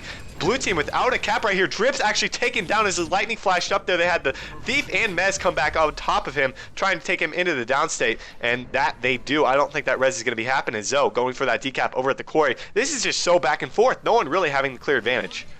Oof. Ulrun coming out of stealth after getting Dribs back up. Almost takes Knight down there with that instant burst, but was not able to finish the job. Knight getting some heals back up and getting back into it. They turn on him, but weren't able to really get anything down, but looks like red team is going to get the quarry node, just a matter of time. Blue team still has graveyard capped in their favor. Looks like they're going to be forcing red team back over towards the quarry, as Zoe actually goes with the Mesmer Knight here to try to help out this 1v2 that's still happening here. Vane's still trying to keep the dream alive. I don't understand how. Preventing this cap. He's been over here just battling it out, just duking it out this entire time. Actually, Steel getting dropped instantaneously right now, and Readymade is dropped as well. Blue team able to come over and get the support. Vane, the hero of this blue team that they never asked for, but definitely needed. He's the hero they needed. He is, and he did a great job over at the waterfall, able to finally clean that fight up. And we saw the portal come out from Knight, able to get that, good rotation back to midpoint. They're able to take down Run to get him back up into the fight. Tesla took a lot of damage, used a lot of cooldowns trying to get him up. We do see that 2-cap finally coming out from Cutie, but Tesla is taken down. There's so much burst coming out there from Heurix and company. Now Run, who was just in the downstate trying to make it out alive. Respawn's coming out here for the red team, but they really got to regroup. They're scattered around the map. I think they need to get back to the koi right now, or at least in the area, and make a push to mid or make a push to waterfall. They can't afford to get too far behind. Otherwise, that's game over for them. Cutie will not let up. Yeah, they definitely have the ability to keep the momentum going here as well. I mean, they have a big stealth play coming out. It looks like they're probably going to be forcing some fight over on Koi on the top side. They don't want to forfeit that high ground to them. And oh my god, Ulrun completely deleted already out of stealth. Didn't even know that was going to happen there. It looked like he had no idea, so he had no buttons ready to go very quickly to react to that, so he's dead. Looks like they're going to allow that bleed out to happen. Steel looking like he might be the next target to go down if they're able to turn on it, but Steel does get off the invis, able to stay alive for a little bit longer here. It looks like they are going to be following it up, though. Zoe able to get away from most of that pressure, but Steel already about 50% health. Heurix on him as well now. Zoe looking like she is ready to turn for it. Steel able to get the stealth off, though. It looks like red team is going to maintain this high ground and not really able to make a push yet. They know it's terrible if they come out there without Run, because that's a straight up 5v4. You can't get any worse than that. It's just a terrible decision. So good job on their part, not pushing, not forcing it when they didn't need to. Now that they got Run back into this fight, we'll have to see what they do. They're gonna actually push 3 points. Looks like they're trying to play at Graveyard as well, while Drips makes a push for Vayne in that 1v1. We're gonna see multiple members of each team actually push for a team fight, a little bit of a skirmish at the waterfall. Radioactive knows they need something to happen now. They're down almost 100 points. If they don't get something within this next fight or two, it's game over. There's no doubt in my mind that Cutie will just take it away from here. Yeah, Vayne doing a good job again here of sustaining on this node here. There's a lot of cleave being put down on it. Knight able to get over here and try to get some damage down as well, but he was kind of forced off. Steel Illusion's at about 10% HP, getting extremely low. Almost taken down, is taken down actually as Knight. Heurix too! Heurix taking in downstate, Drips coming in for that stop. Oh man, the Reds that came out there. He is going to be taken in downstate once again. Oh man, Dribs almost had him as Steel was actually stopped just a second before. Taken out as well. I'm not sure if they're going to be able to get this. Knight or Zoe was taken out. Knight was taken out. This is the 4th-man wipe actually. 4-man team wipe from this red team. They are able to get this. H-Man is actually pretty close as well, as they did. The portal. We did see the portal play come out onto mid. H-Man is going to try to channel his inner Vayne here, as he is. He's going to give it up. That's the best thing for him to do. There's no reason he should be here, because if he dies, then it's going to be a 4v5 all around the map in favor of Radioactive. It's just going to be staggered all around the place. Very, very good decision coming out there from H-Man. I applaud that one. Now we're going to see Radioactive take a 3-cap. They're going to get back into the game, but it's not, Cutie has a cushion. That's the good thing about what they have right now. Now, red team knows it's going to be a huge push. They know it's coming over here at the waterfall. They need to be prepared for it, because I think this fight right here is really going to show who's going to take this game, because I just don't see a comeback at this point in the game if somebody gets full team wiped here. Yeah, it's going to be interesting to see how it plays out. Red team still does have 1 member ready-made over there, just kind of waiting around. Looks like Steel Illusions is also kind of taking out the back end. So this is a 5v3 in favor of the blue team here for now, but it looks like the time warp did come out, so this is going to be heavily in favor of the blue team. If they can take someone out very, very shortly, then they'll be at a good advantage. Dribs at about 10%. Able to get some heals, though, so he's back into it, but since they weren't able to take anyone out quickly enough, I don't think that this was necessarily a good play. Looks like Knight pulled off, might go for a little portal play. Does go for a portal play, so they are able to get the decap. Looks like they're going to try to stall this fight as Knight actually goes for the decap over on Corey. So this actually is a great play from them, able to kind of stall the fight over on Waterfall and pull off, maybe get 2 decaps. I don't know, Dribs pops to FGS, had a Knight's lightning flash. Oh, the knockback coming out from Knight, able to make sure he doesn't get on the point. Huge play from Knight. Excellent illusionary wave there, able to get him into the downstate too, as Zoe's going to plus no one for this red team. He's even close. Now a huge fight at the midpoint. Like I said, Radioactive finally took their first lead in quite some time, if not the entire game. I believe at the beginning they had a lead, but other than that, it's been Cutie all way. So right now that was a huge pickup, as Drips, he's needed at these team fights. We'll have to see how blue team plays it out, having the advantage. Just like that. Yeah, blue team obviously with a roster of a lot of playmakers here, and we saw just the cause of that just there. I mean, Knight with a huge play, getting that knockback and securing that not only that kill, but actually the decap before he could even get on the point. So that was a huge play from them. Vayne doing a lot of stuff similarly in the beginning as well. So definitely a lot of cool stuff happening on this blue team, able to turn that 3 cap back into their favor already. It looks like they do have the 1-to-1 cap, and if they can win some of these fights, then it's going to look pretty good for them. Definitely so. Heurix actually, he's just trying to stay out of this fight. Knows he's in a little bit of trouble. Able to get that shelter. He needs renewed focus as well, just to try and get, some more abilities. Able to use those, but still. Capture point. Not able to stop that full cap. He got onto the point in time. Like, he could have definitely prevented that, but Zoe was able to get that full cap lightning flash. Time. I'm surprised. Yeah, lightning flash. He was actually he didn't even have to do that at all. He just actually walked up. But he gets the decap as Zoe is just going to peace out. That's not really a good fight for Zoe. Readymade's the best, one of, if not the best, staff Ellie in Guild Wars 2 in PvP. So, he's going to actually be able to do a lot of damage despite having Earth in the staff. So Zoe going to, make a smart move and move to the midpoint, having numbers advantage. Now Drips over here at the core, actually really low. Trying to get out of this fight, has no support here aside from Olwen. Going to drop the portal coming out there. Not so sure what that's all about. Is Dribs going to be spiked down there by Knight? Is he going to be able to get through? Looks like he does to that midpoint. Pretty good play as Knight drops the portal as well. Comes to the midpoint. Will they be able to get the res? They do get the res coming out from Tesla there. Yeah, and Heurix needs to watch himself because he's at about 10%, dropping very quickly. The burn stacks almost take him out, but the damage finishes the job. Looks like they're going to be able to get enough cleave on him to drop him, so Heurix is going to be out of the fight. This is going to be 5v4 in favor of the red team. Looks like we see a little bit of a pull-off from this blue team here. Knight trying to go for a decap. Readymade on the node, though, and we're actually going to be seeing Zoe as well. They do have the potential burst damage to take Readymade out if they can make sure that they count the dodges and just kind of force the damage when he's very low. Maybe stop the Ether renewal there as well. But Steel, as well as Olrun, are on the node, so there's a ton of Mesmer Cleave that's about to be dropped onto Knight if they can get it. Readymade at about 50% HP still. Zoe going to try to get some support to her teammate there. H-Man, however, on the graveyard node right now at about 10%, 20% HP. Looks like he's going to pull off and head back. That's probably the best move from him. And Vayne actually opening the door. Heurix is going to let them happen. Yes, they are going for that door here. They're all just going down for it. They know they can. Blue team is on the other side. They're trying to get 350, but they don't have it yet. They're at the door. They actually got the door down first. There's the door for the red team. They're moving in. There's no support. Both elementalists of Cutie are over there at the other Lord. That's not what they want. They want a huge swap because they need their damage over there. The Ellies have decent damage, but they've got no support over here. Heurix is the only member of this blue team outside. Okay, there's Zoe here is here as well, but this is a race. Taking a look at the blue Lord. That's about 75% HP right now. What's going on at the red? This off the Lord for sure. I mean, the blue Lord's already at about 10%. Yes. Going quickly, and that's going to be it. So the red team takes that. Blue team, I mean, I'm not really sure if I feel those rotations. They need a little bit of support. They needed those Ellies there, and they were at the. They should have heard. Your base is under attack. The first sign of that, they should have known. They had people there attacking when they were at the door. They should have been. They should have done everything they could instead of going for that Lord. I think they were close. They were probably about 50% HP. Unfortunately, we can't see.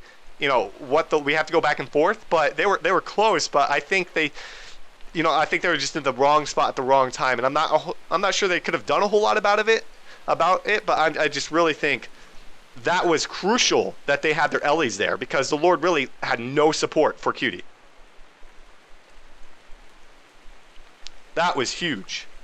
Yeah, absolutely. I definitely think it was probably a misrotation for sure. The Ellies definitely are better for that defense there. I mean, the Guardian, being Zerker, can't really stay in, get some support to the Red Lord. I mean, he might be able to put some damage down and maybe get some of them low, but other than that, he's not really going to be able to do a whole bunch there for his team. And I think the other person there was actually Zoe, so again, not really someone that can kind of sit there, soak up some of the damage, get some heals and support back onto the Lord to keep him alive. I mean, you definitely want those two players, if anyone, going for the enemy Lord. Like, those two should have been the one going, as well as Knight, and then having the Ellies stick back. That would have been the optimal setup, if not if they were there. Everyone defending, because I mean they did have, or at least 3 or 4 people defending, because they still could have just gone for the 3 cap and gone for the defense and not even went for the aggressive Lord push at all, because that would have probably won them the game as well. Yeah, definitely. So it's just unfortunate. There's really not a whole lot. That's such a wrong run. But it actually took Radioactive a long time to get that gate down.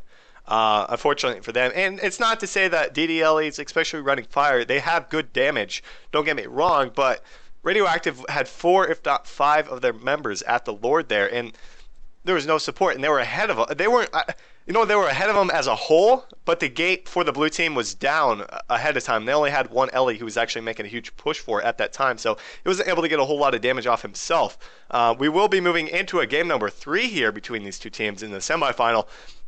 One of them looking for a spot to take on the Abjured. What are your thoughts on this? You thought Cutie was going to take that one.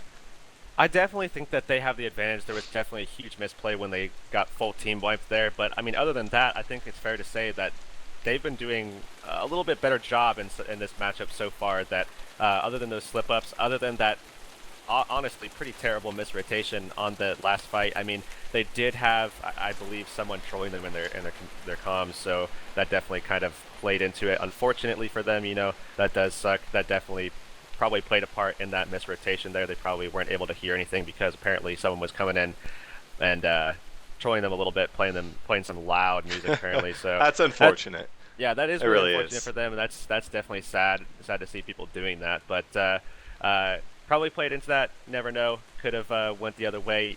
Again, you never really know. But I think that blue team does have the advantage in this. And however, if we see Steel get in that other portal, it doesn't look like he's going to be doing that. He actually swapped to Mantra of Pain as opposed to Mantra of Distraction, so he's going to be having that power spike, looking to maybe get a very, very quick kill on someone with that power spike.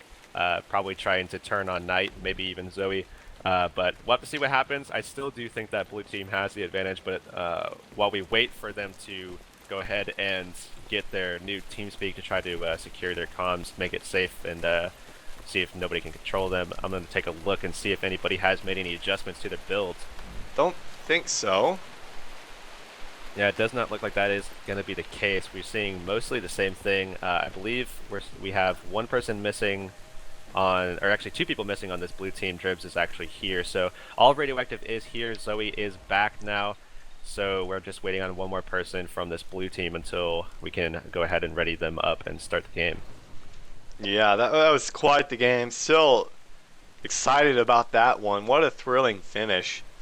And it's all going to come down to the Battle of Kylo, who's going to be taking on the Abjured. This one was a little, both these matches have been that close. Maybe not the first one, of course, as close, but, double Lord Rush coming out there. Quite close indeed. So, that was just such a back and forth game. Radioactive did a nice job of wiping them, coming back from being about over 100 points there. And then Cutie stopping their momentum and coming into that one they didn't get a lead at that point, but they still stopped the momentum coming out there from Radioactive's 2 and Take 3 a look cap. at this. Take a look at this new blue team roster though, that double thief. I mean, this is Heurix's main, so definitely he's going to be a lot more comfortable here. I'll take a look at the build real quick. This is going to be Dagger Pistol, of course, with Rid of the Vampirism, Marauder Amulet. He's probably going to be taking up Deadly Arts, Shadow Arts, and Trickery, and indeed he is opting for Infiltrator Signet as opposed to the Blinding Powder. But I mean, it is interesting to see that double thief, so they might be able to go for a little bit more of a back cap game. They still do have that Mesmer, so I mean, they have the double DDLE, obviously incredibly strong. They're going to be able to be on 2 points at once should they want to, or they could just force the big team fight on one with that double LE. But something to take note of is that they have a lot of mobility here with those thieves. A lot, especially on this map, that could be extremely advantageous, but it's going to come down to how they use these thieves against the Mesmers, because now with the latest patch, Thief, honestly, in my opinion at least, I mean, you have the instant burst from the backstab, you have the instant damage coming out from the quickness, but I mean, Thief honestly has such kind of a support role almost because of the Shadow Arts tree that they've taken up. They have a lot of stealth play, have a lot of res utility, have some damage reduction in stealth as well, a lot of mobility, and because of that, I mean, it's going to be interesting to see how it plays out with Mesmer actually able to take 1v1s in some cases with these thieves. Yeah, definitely so. And the thieves, they have that mobility advantage, and that's something that this red team doesn't have, the thief. But Oren's got, they have double lightning flash, they've got double blink. Oren's got portal. I think Steel Illusions really needs portal, especially on this map. It's got such vertical plays that a thief can have, and I think a portal can really mitigate a lot of that. And I think that would be the better option for Steel Illusions. Especially but he didn't need it especially when you're running double LE, they can miss into that portal and get safe. I mean, that's definitely good. And 2 of them. It's just crazy at what you could do with 2 of them here. So I'm still not keen on him running a Mantra.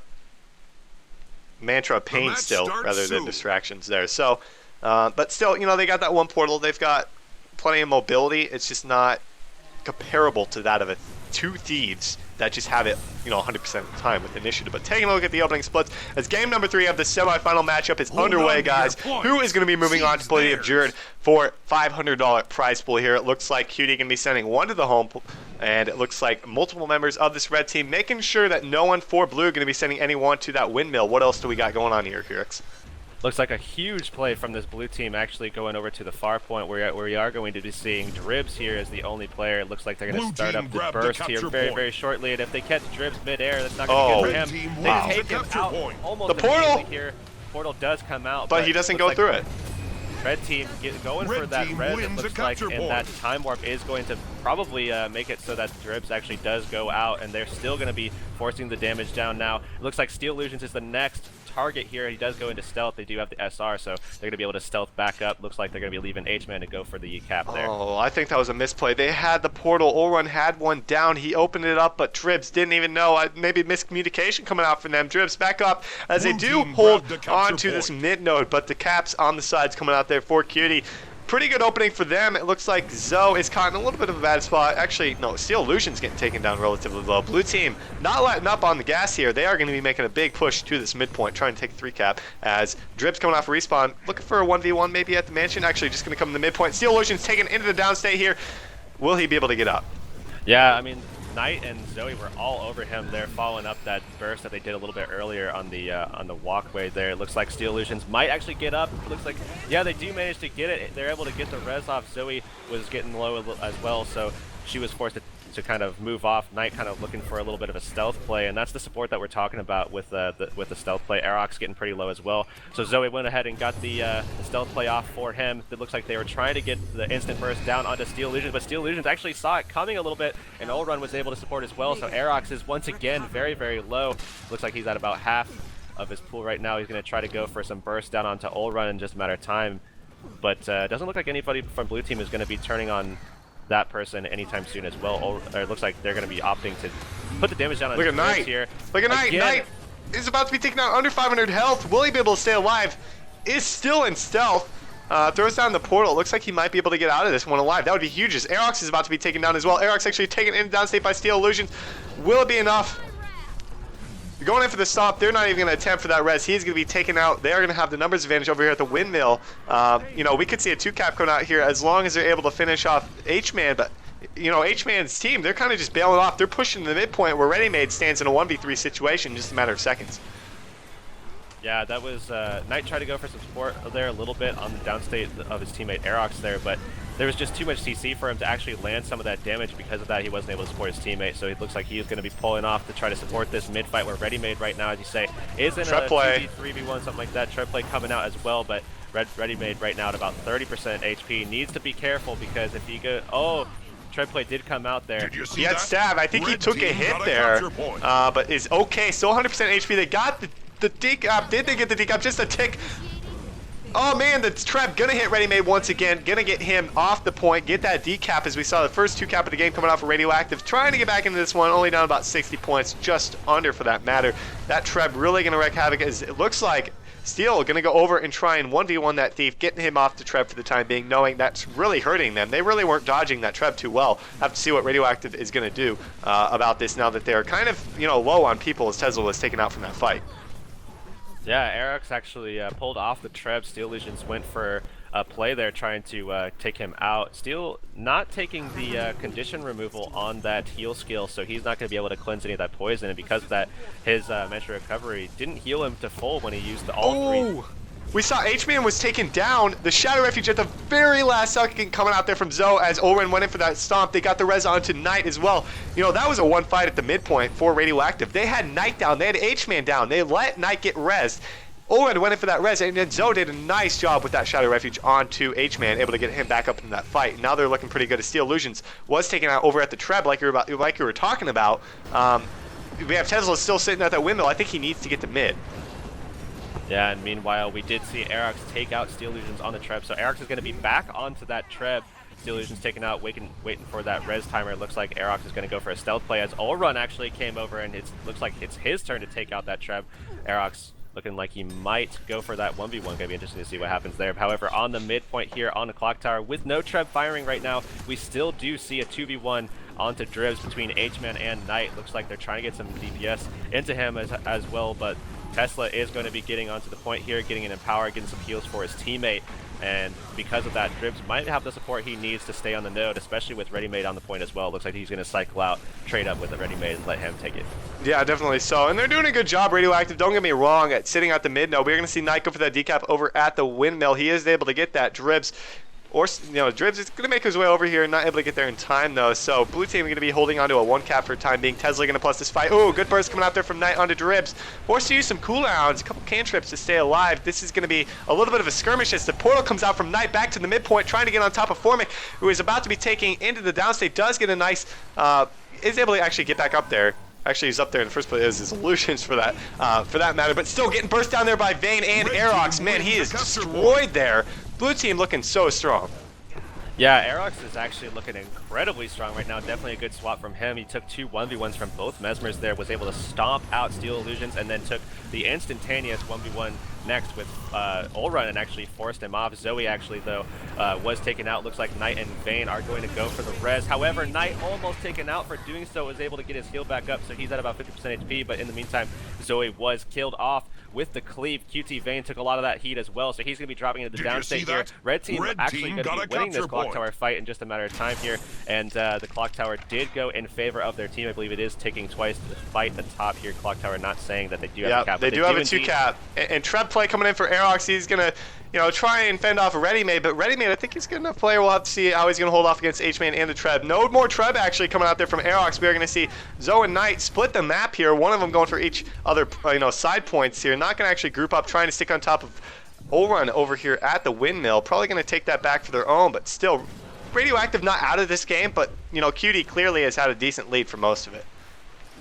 Yeah, Olrun right now at about 30% HP. Does have stealth for a couple more seconds. Looks like he's going to be trying to stay alive for a little bit longer. Looks like he's going to be pulling off. I don't think Knight sees him, so he's going to be safe for now. Looks like the fight is kind of gravitating towards Mansion here, where we are seeing a little bit of a fight. Vayne and Tesla on the node right now. A couple people in the peripherals just kind of trying to get some damage down. Looks like Steel Illusions is most of the DPS that's coming off of that. Try to take down Zoe, but Zoe actually able to dodge it and then turn on him. Actually, Heurix in the region as well. Steel Illusion is just trying to take down anyone he really can right now. He has that Pain Mantra still going, but Heurix was able to get that SR, not pushed out of it, and was able to get the full heal there.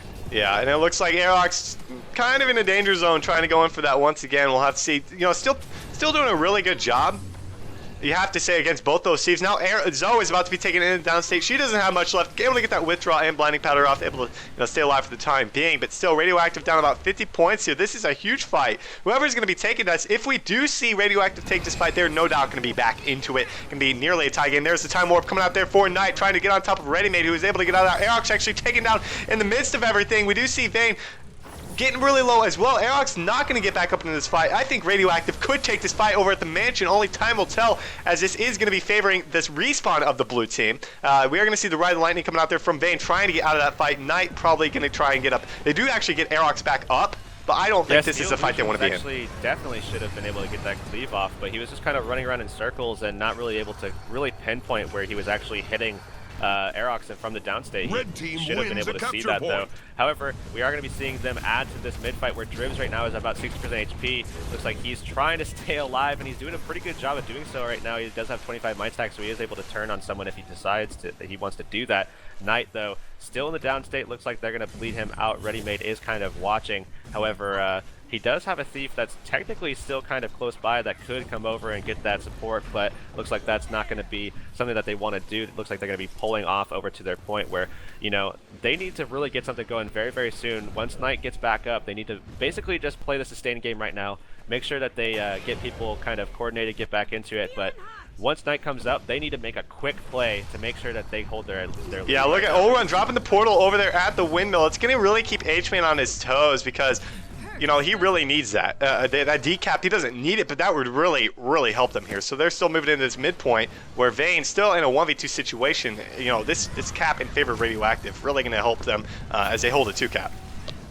Yeah, because they have those 2 Thieves, I mean, they really need to play the decap game. They don't have a lot of people that can really just stand on the point. They're not getting a whole lot of real strong burst plays despite having a Mesmer and 2 Thieves here. They are able to take out Ready-Made though, and Vayne coming over to plus this looks like, oh my gosh, Heurix almost completely taken out. Vampirin saving him here, doesn't have any stealth, but looks like the follow-up might be enough. Heurix taken out, and Ready-Made that was a huge res in the game. Absolutely huge res coming out there from Tesla. They do get Heurix back up in this fight. Vayne still in the downstate. H-Man actually looking to make a push for the midpoint. I do want to put that out. No, he's just going to sit at the windmill, but still that fight going to really go in favor of Radioactive as they have a, starting to build up to that point where this could definitely be Radioactive's game after it's been Cutie's all game long. Radioactive taking them out and holding a 2 cap from, the last minute or two here has really allowed them to get back into this one. And if they're able to do so for, just a little bit longer, it could come to that point in which Cutie really just can't make a comeback because there's really no secondary mechanic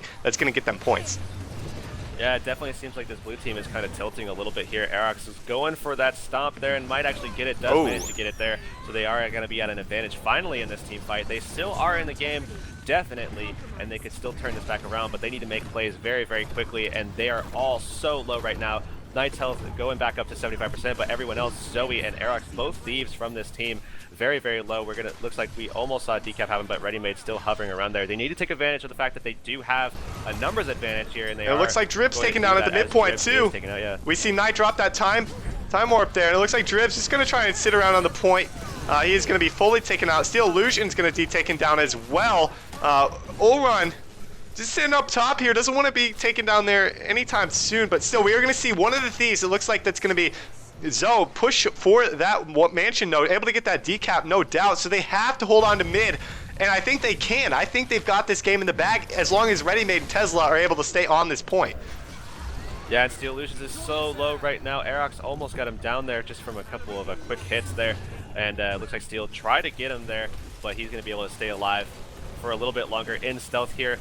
They need to make a play very, very quickly. They have to get a decap. They can't win without a decap. And Ulrun getting the full cap over at the mansion because Zoe knows she was needed at mid. There was not enough damage without her there. And Tesla taken into the downstate, but Ready-Made still about 50% HP. I think this, that is game.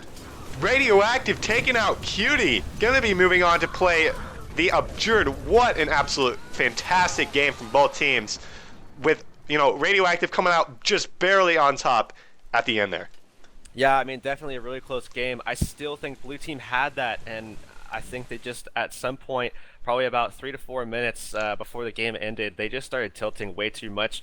They, weren't making good decisions. They weren't playing off the Thieves at all, really. I mean, they pretty much just held the mid-fight for a majority of the game towards the end there, and that doesn't suit their favor. I mean, you have Ready-Made, able to stand on the point for ages. You have that support guardian able to support Ready-Made, able to stand on the point for ages with him. You have the Dagger Elementalist Dribs able to cycle in and trade with Ready-Made should he run out of cooldowns. I mean, running that team fight on Clock Tower, especially without the Trebuchet, where they could have that Thief pull off as they did with Heurix before, but it's like they forgot about that tactic and just kind of pulled off and didn't play off the Thieves. They weren't getting those quick decaps, and they weren't taking advantage of those 5v4s that they had at the Clock Tower where Ready-Made was forced off. And because of that, they weren't able to get anything going for themselves, and they lost the match. And you got to remember, this is with a Thief / Mesmer who played Mesmer in the last two, who has never played in a tournament in Guild Wars 2 PvP. And then on top of that, they've got Tesla, who hasn't played, he's maybe played in one ESL over the past 7 months after coming off a very long break. So, you really got to hand it to Radioactive. Hard-fought victories there on Legacy and on Kylo, despite losing on Forest, which, Cutie looked so strong. I thought they were going to take that set. But unfortunately for them, Radioactive, I think that Mesmer swap, I think that might have done it for him, or maybe it's just a combination of that and some other things. But really, good games to Radioactive and Cutie. Those were some fun ones to watch. Yeah, absolutely. All right, guys, we are going to go on a short break, and when we're back, we will have your final match. It is going to be the Abjured up against Radioactive. Don't go anywhere. Welcome back, everybody, to the North American Go4GW2 Cup number 40. As we have our final match ready for you guys, it's going to be the Abjured up against Radioactive. This matchup is definitely something we have seen before here, if I'm not mistaken, 2 weeks ago, this was the final matchup, and I believe we have Little Damage and Crisis back into this one after we saw Steel Rage and Tesla actually in the last set filling in for them, as I believe their power went out. So now that they're back, what are your thoughts on these guys coming back into this after, the people who got them here aren't even playing right now? Yeah, I'm interested in seeing who they're going to be having as their fifth member here, obviously, with both of them coming back. But they do have 3 people out right now. But, I still think that it would be fair to say that, Abjured probably going to be taking this nonetheless. So good of a team, such a strong roster. And they're so focused right now because of WTS happening in just 6 days now. I think they're actually leaving most of them on Tuesday or Wednesday, I think, to get over there in time, as it is pretty far distance, so they have to fly over there. But they're pretty focused. They're ready to go, and I think they're going to be taking this 2-0 probably against this team. DK did pretty well in the last matchup, but they do have their roster here. I think the full roster. I think this is actually their entire. Isn't this their front-running team? Yeah, well, I think it's more or less. I don't think Radioactive is actually a roster. I think it's kind of just a pug, just trying. They're trying to find a roster, but I don't think that any of them are 100% committed to the team other than Crisis and Little Damage. But we do have both teams actually joined up here. Let's go ahead and take a look at what we've got for our final game of the day. The Abjured over on the red, as always, and Radioactive over on the blue. Take us away with the Abjured. All right, starting off first here with 5 gauge. We've seen this build a little bit so far. Actually, we haven't seen this one. This is actually his elixir build that he actually used last week. Did pretty well with it as a +1er and good at some of those 2v2 skirmishes as well in the team fights. Has a lot of damage. He's going to be running with the rifle. Marauder with Marauder Amulet with the Rune of Strength there. He's going to be taking up explosives, alchemy, and tools. Once again, has a lot of elixirs here. Going to have a lot of boons for himself, able to keep up a lot of might stacks as well, as you can see on your screen already. And with the grenade kit, he's going to pump out just so much damage, so much downstate cleave too if they can produce one. Next up, we do see Fanaram. Fanaram going to be opting for that Blinding Ashes Dagger Elementalist build here, taking up the Rune of Strength actually this time around, so definitely a more offensive choice, with Celestial Amulet going to be taking, like I said, Fire, Water, and Arcane. Next we do have Toker. He's going to be running Dagger Pistol here. He's got the Rune of Vampirism and Marauder Amulet here. He's got Trickery, Deadly Arts, and Shadow Arts, of course, opting for that build there. Next up, we do have Wakey going to be taking the same build as Fanaram. However, he's going to be opting for the Rune of Vampirism here with his Dagger build, and Celestial Amulet, of course, going to be taking Blinding Ashes, Fire, Water, and Arcane. And lastly, we do have Nas here on his typical build here with Staff, Dagger, and Warhorn with Celestial Amulet and Rune of Strength, going to be taking out the triple Signets Selly build here with Soul Reaping, Spite, and Curses with that Plague as well. All right, we'll take a look at Radioactive. Dribs running DDLE as always with Fire, Water, and Arcane, running with Strength Runes, Selly Amulet. Next up, Crisis going to be running his build. I don't want to say his build, the build that he always runs, likes to run the crazy warrior build, so he's running with the Hammer, Greatsword, running with Strength Runes, Zerker Amulet, running Strength. Off of that Scholar this time, though. Yeah, the thing is, he runs Scholar when he runs the Axe Shield, so I think that's when he usually runs the Scholar. I'm surprised he is running Zerker, though. But Crisis, it's not his build, but he likes to go man mode, and this is what he likes to run. So we'll be running that, running with defense and discipline on top of that, with the 3 stances and the rampage. Ulrun going to be running the second DDLE for this team, running with Strength Rune, Selly Amulet, running Fire, Arcane, and Water. Same thing as Drips. Overpowered Necro. This is interesting because he usually runs something that's not. I don't want to say not meta, but he's definitely not. I don't think I've ever seen him run this build. This is Nas's build, running with the Staff, Dagger, Warhorn, Strength Rune, Selly Amulet, and I mean he'll be running the typical stuff that Nas does, but I cannot say I've ever seen him run this in a competitive tournament before. So this is new to me. Usually it was OPN on Power Necro, and then he went over to the Support Guardian. I'm really surprised he's not running that today. But given the fact they have 3 Elementalists, that's probably better that he stays away from that Guardian, because then they really wouldn't have any damage. And finally, we've got Ready Made running the Staff Ellie, as always, with the Monk Rune, Selly Amulet running Earth, Water, and Arcane for himself. So, triple Ellie coming out for Radioactive. Not a whole lot of damage. Crisis is going to be the bulk of it.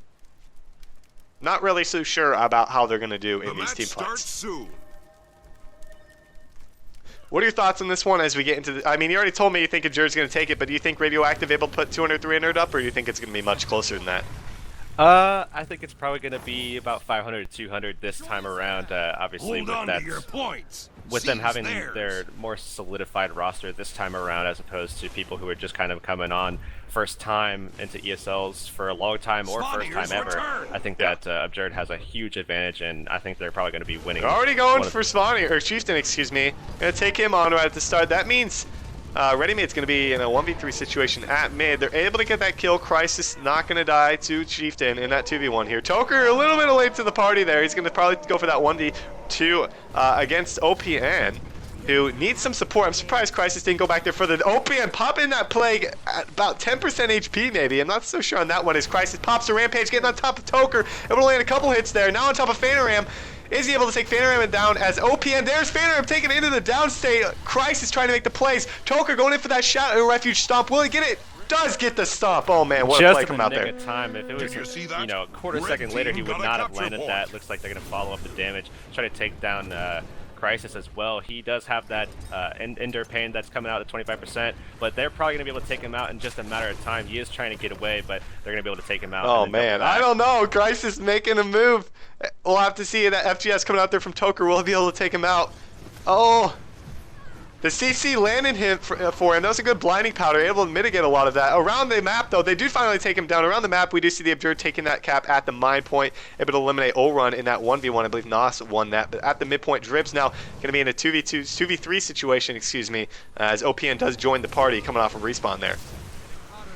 Yeah, we are seeing still Fanaram and Readymade in that 1v1 where Readymade's doing a pretty good job of staying alive. That's going to be neutralized for quite some time. However, on the mid fight where the real fight is actually happening, we're seeing Dribs trying to get some res onto Crisis. Crisis might actually get up, but we're going to have to see what happens as Toker is still on him. Toker still putting down a lot of cleaves onto Crisis. He's extremely low. It looks like that is going to solidify that kill, so Crisis is out of the fight. 2Cap still in favor of the Abjured. They do have this midpoint where OPN was actually taken down just now as well. Chaith going for that stomp, but they're just probably going to let him bleed here as they rotate out.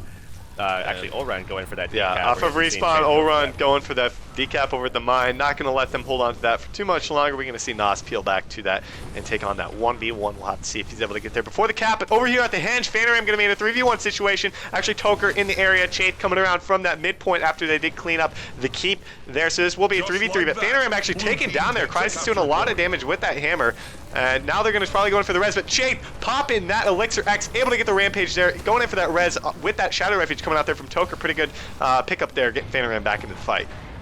Yeah, and he's still pretty low right now, so he needs to be careful. The 7 burns still on top of him. Drib's able to get that fire grab there and take him out. Looks like they're going to go for the res once again, and they do manage to get it there. So good at managing to get that there, and they're looking to get back onto the point. Crisis extremely low right now, able to get some heals from his team, but still, once this EP goes off, he's going to be dead, and there he goes down, and it looks like OPN trying to get something going, but there's just so much cleave from this team here. I mean, you really can't do anything. 5Gage's build is so strong on that downstage cleave game. It's just so ridiculous. It's so hard to get the res through that. Yeah. And because of this, Fanaram is going to be going off, and OPN extremely low as well. Wakey forced off point. 5Gage almost actually taking people out along with Toker, able to get down OPN right now on the node. Yeah, a good pick up there onto OPN, taking him into the downstate. We're going to see the Abjured, no doubt, take this fight over here. You know, Toker was pretty low. So was Toker actually, ooh, super low here. Did get caught in a little bit of cleave, but going to be okay. Nonetheless, has withdraw if he needs it. We're going to see the rest of these guys taken out as Crisis. You know, doing what he can in a Rampage, but still, I don't think that's going to be enough in a 1v3 now. I'll have to see as he is taken out of it. Has Endure Pain left. Going to use it, trying to stay alive as long as he can. Takes down Toker, but, you know, he's got so much support there that's not going to be able to do a whole lot for him as OPN coming off a respawn. Now they're just so staggered right here. This is kind of where we're going to see the Abjured take this game. Yeah, especially Ulrun losing that 1v1 to Nos there. Nos going to be able to secure that, get back onto the node, and get that full cap. So they're going to be looking at probably a 3 cap, if not a 2 cap with a neutralized Henge pretty shortly here if Red Team can go ahead and get back together. Nos going to go ahead and bleed out Commander Quaggan, aka Ulrun here. Looks like actually Drib's going to be going for that decap on mid.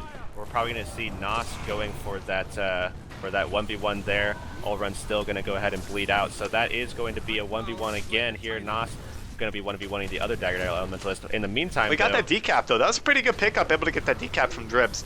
But still, like you were about to say, Crisis actually taken down over at the Henge. Now Readymade super low. OPN about to be taken down as well. Crisis not going to get back up into this fight. you know, something that I really like that Coolja would take was Glyph of Renewal, able to get people back up into the fight here, and yeah, that's not something. Play for sure. That's not something that Ready Made likes to take. And Coolja, we haven't seen Apex in the play for a while, but still, that's something I really liked about that build. And Ready Made really hasn't been one to ever take that. But unfortunately for him, he's going to be taken down here as well. The Abjured going to be able to clean up both Keep and that Henge, as we saw Dribs lose that 1v1 to Nos.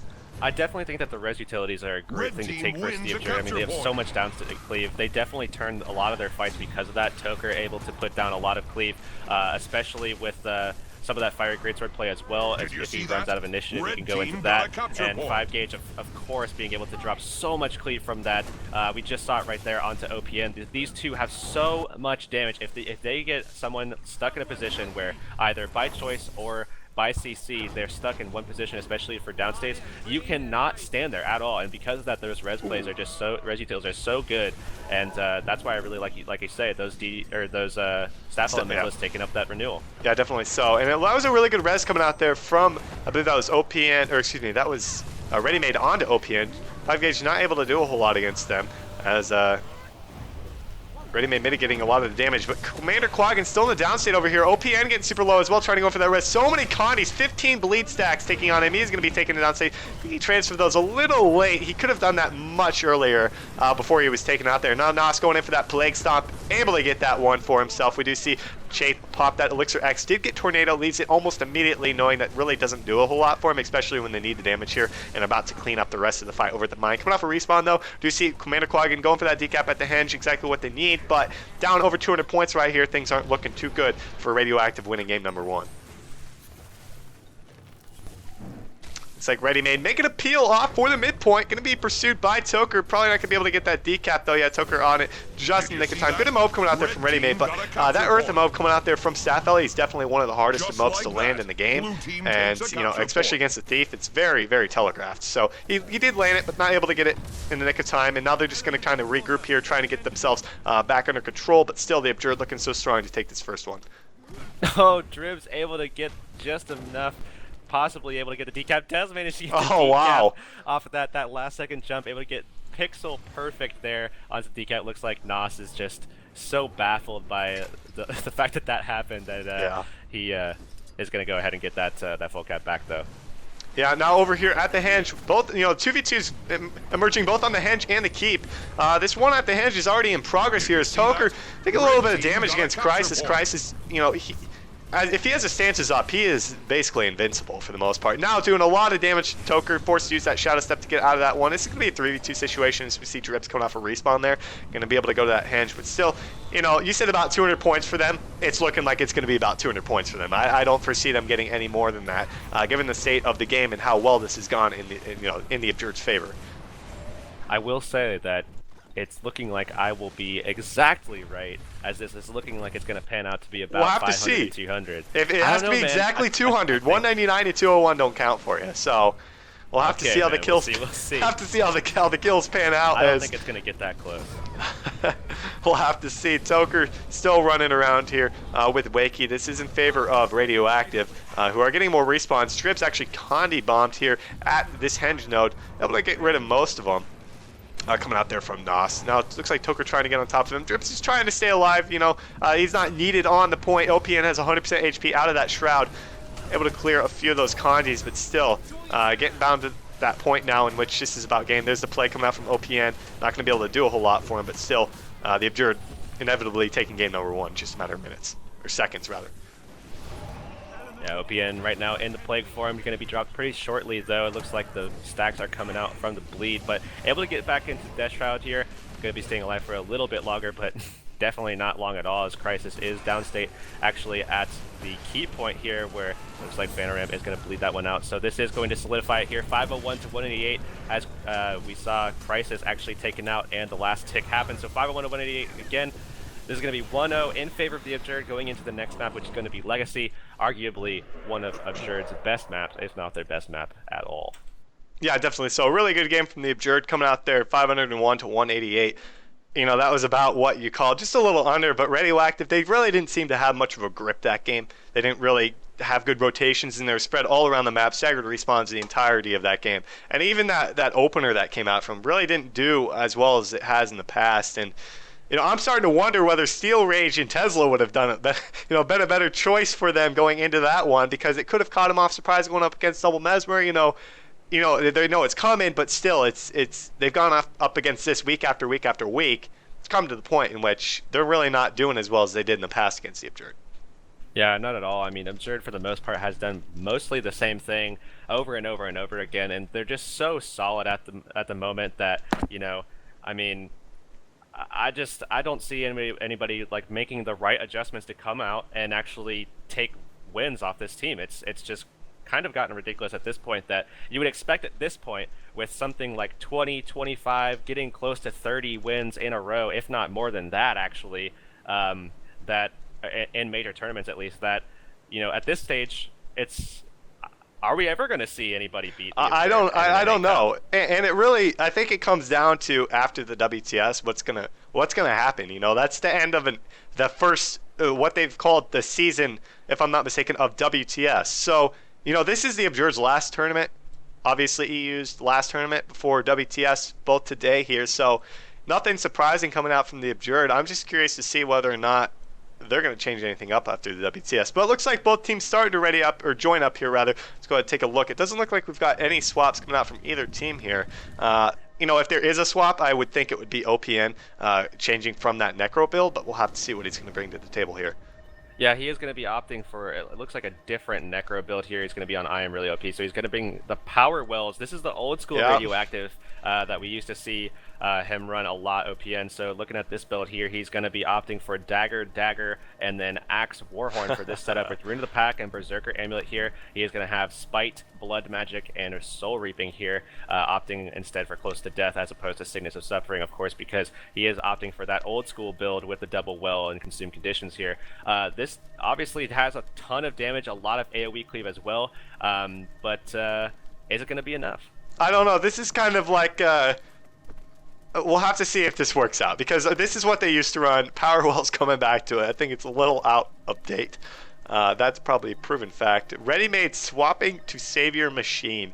He is going to be running the Support Guardian with the staff, Mace Focus, Cleric's Amulet, running with Soldier Runes, running Virtues, Honor, and Valor for himself, running with the 4 shots and Shelter. So, he's going to be playing that role that OPN ran, and OPN now going to the Power Necro. They're going to have a lot more damage, I think, just because of the fact that Crisis was really their only damage source the last game. I mean, two DDLAs running Fire, a Selly Signet Necro, that's a decent damage, but it's not the damage like spike damage that we see coming out from people like 5Gauge and Toker. So, having that extra guy to do that with the Well Necro and Lich, hopefully he has some good Liches. We've seen some terrible Liches in the past from him, but we'll have to see. I think it's really up to OPN to see if he can get some good Liches and throw down some good Wells in the mob. We'll have to see how it works out for him as game number 2 about to begin here.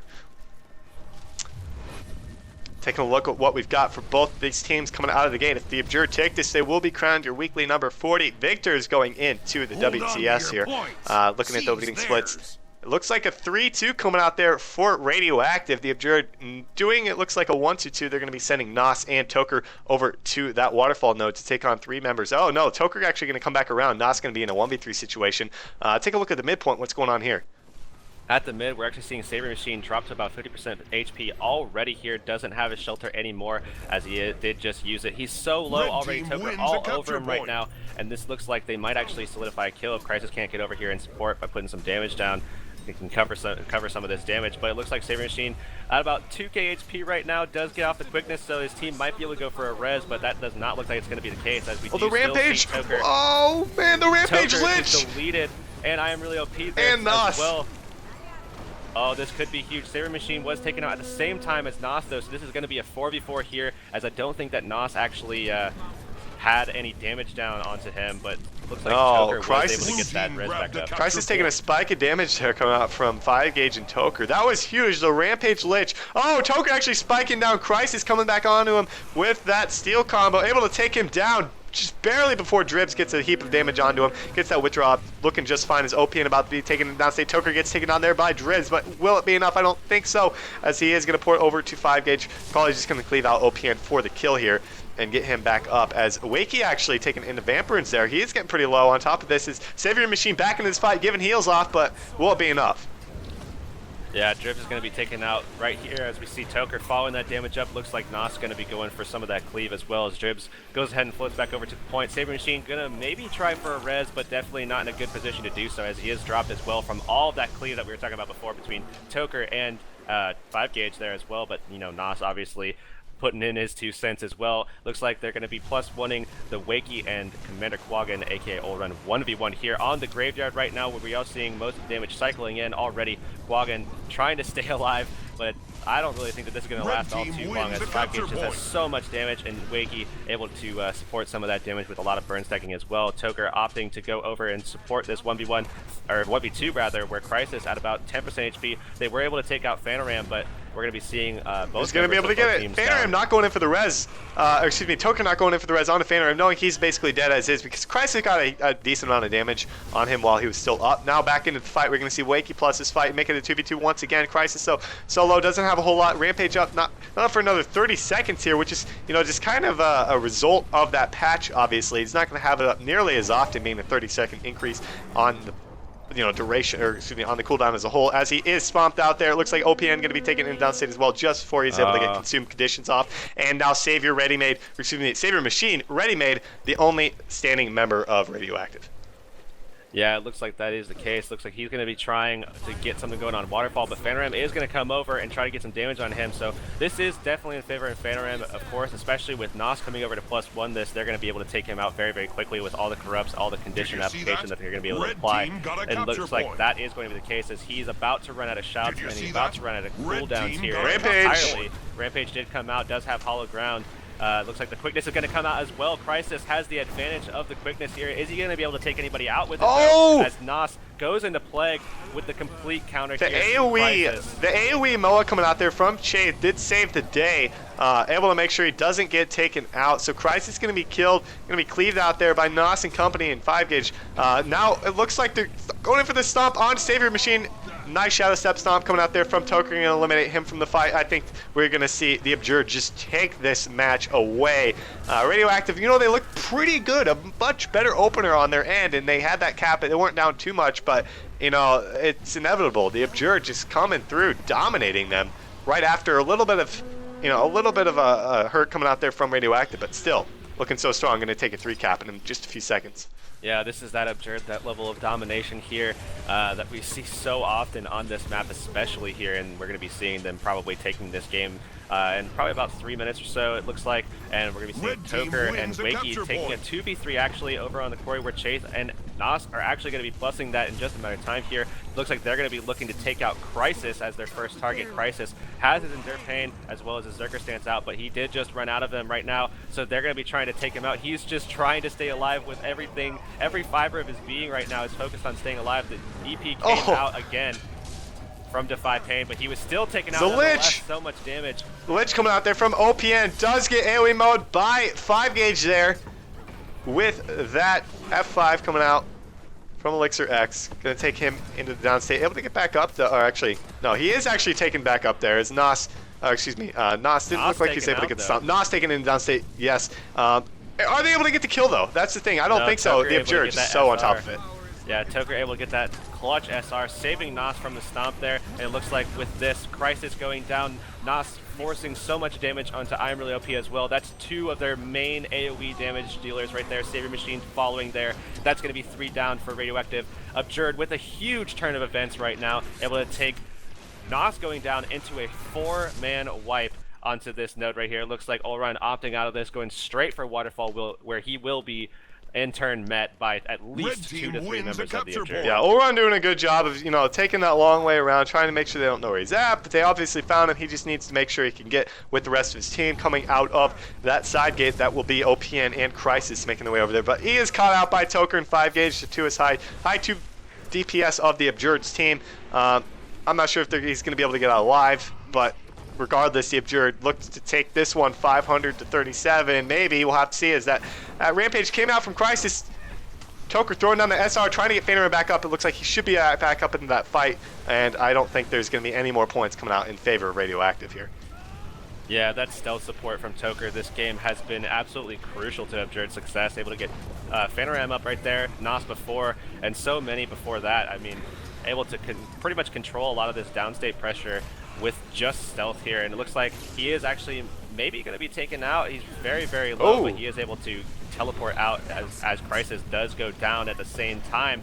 5 Gauge was taken down, but he got the res. Looks like the stomp does come off from, I believe that was Fanaram. Yeah, indeed it was. 5 Gauge was taken out yet again here, but that stealth play once again. Oh, Toker taken out too? 2 members of below 4 members of Radioactive in the downstate. Oh my goodness. Once again here, so this is pretty much going to solidify it, as all 4 of those kills are going to be 20 points here, and they aren't even going to be back up before this game is over. No, not a chance. I thought there was a hope of a kill or two coming out there, but the 4-man wipe there with, you know, Crisis basically already dead coming off a respawn. He's going for a decap over at the quarry, but that will be at the Abjured taking cup number 40 as they move on to the WTS this Saturday in Cologne, Germany.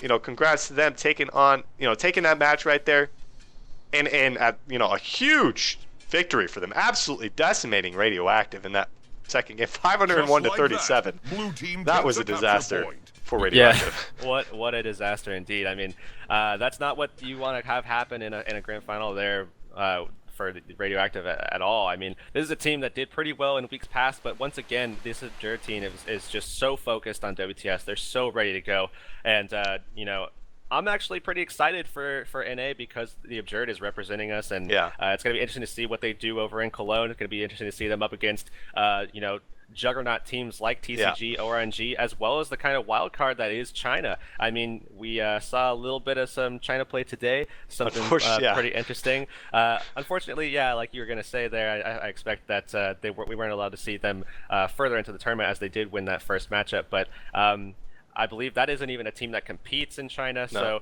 it's going to be interesting to see what the competitive teams have to offer at WTS. I'm really looking forward to it. That's going to be next Saturday. Yeah, definitely this Saturday, guys. I believe for you NA folk, it's going to be at 1 a.m. Pacific. That's 4 a.m. Eastern. I know I will be there watching it at 3 a.m. for myself. Oh, yeah. I'm going to be up all night watching that, maybe sleep the next day, but that is definitely something you don't want to miss. The Abjured, your NA favorite hometown team, going to be taking on Orange Logo, their first matchup, you know, in this double elimination tournament between 2 European teams, 1 Chinese team, and the Abjured, obviously. So, you know, I'm really looking forward to it. Congrats to them on today's victory. Going to be moving on into the WTS Saturday.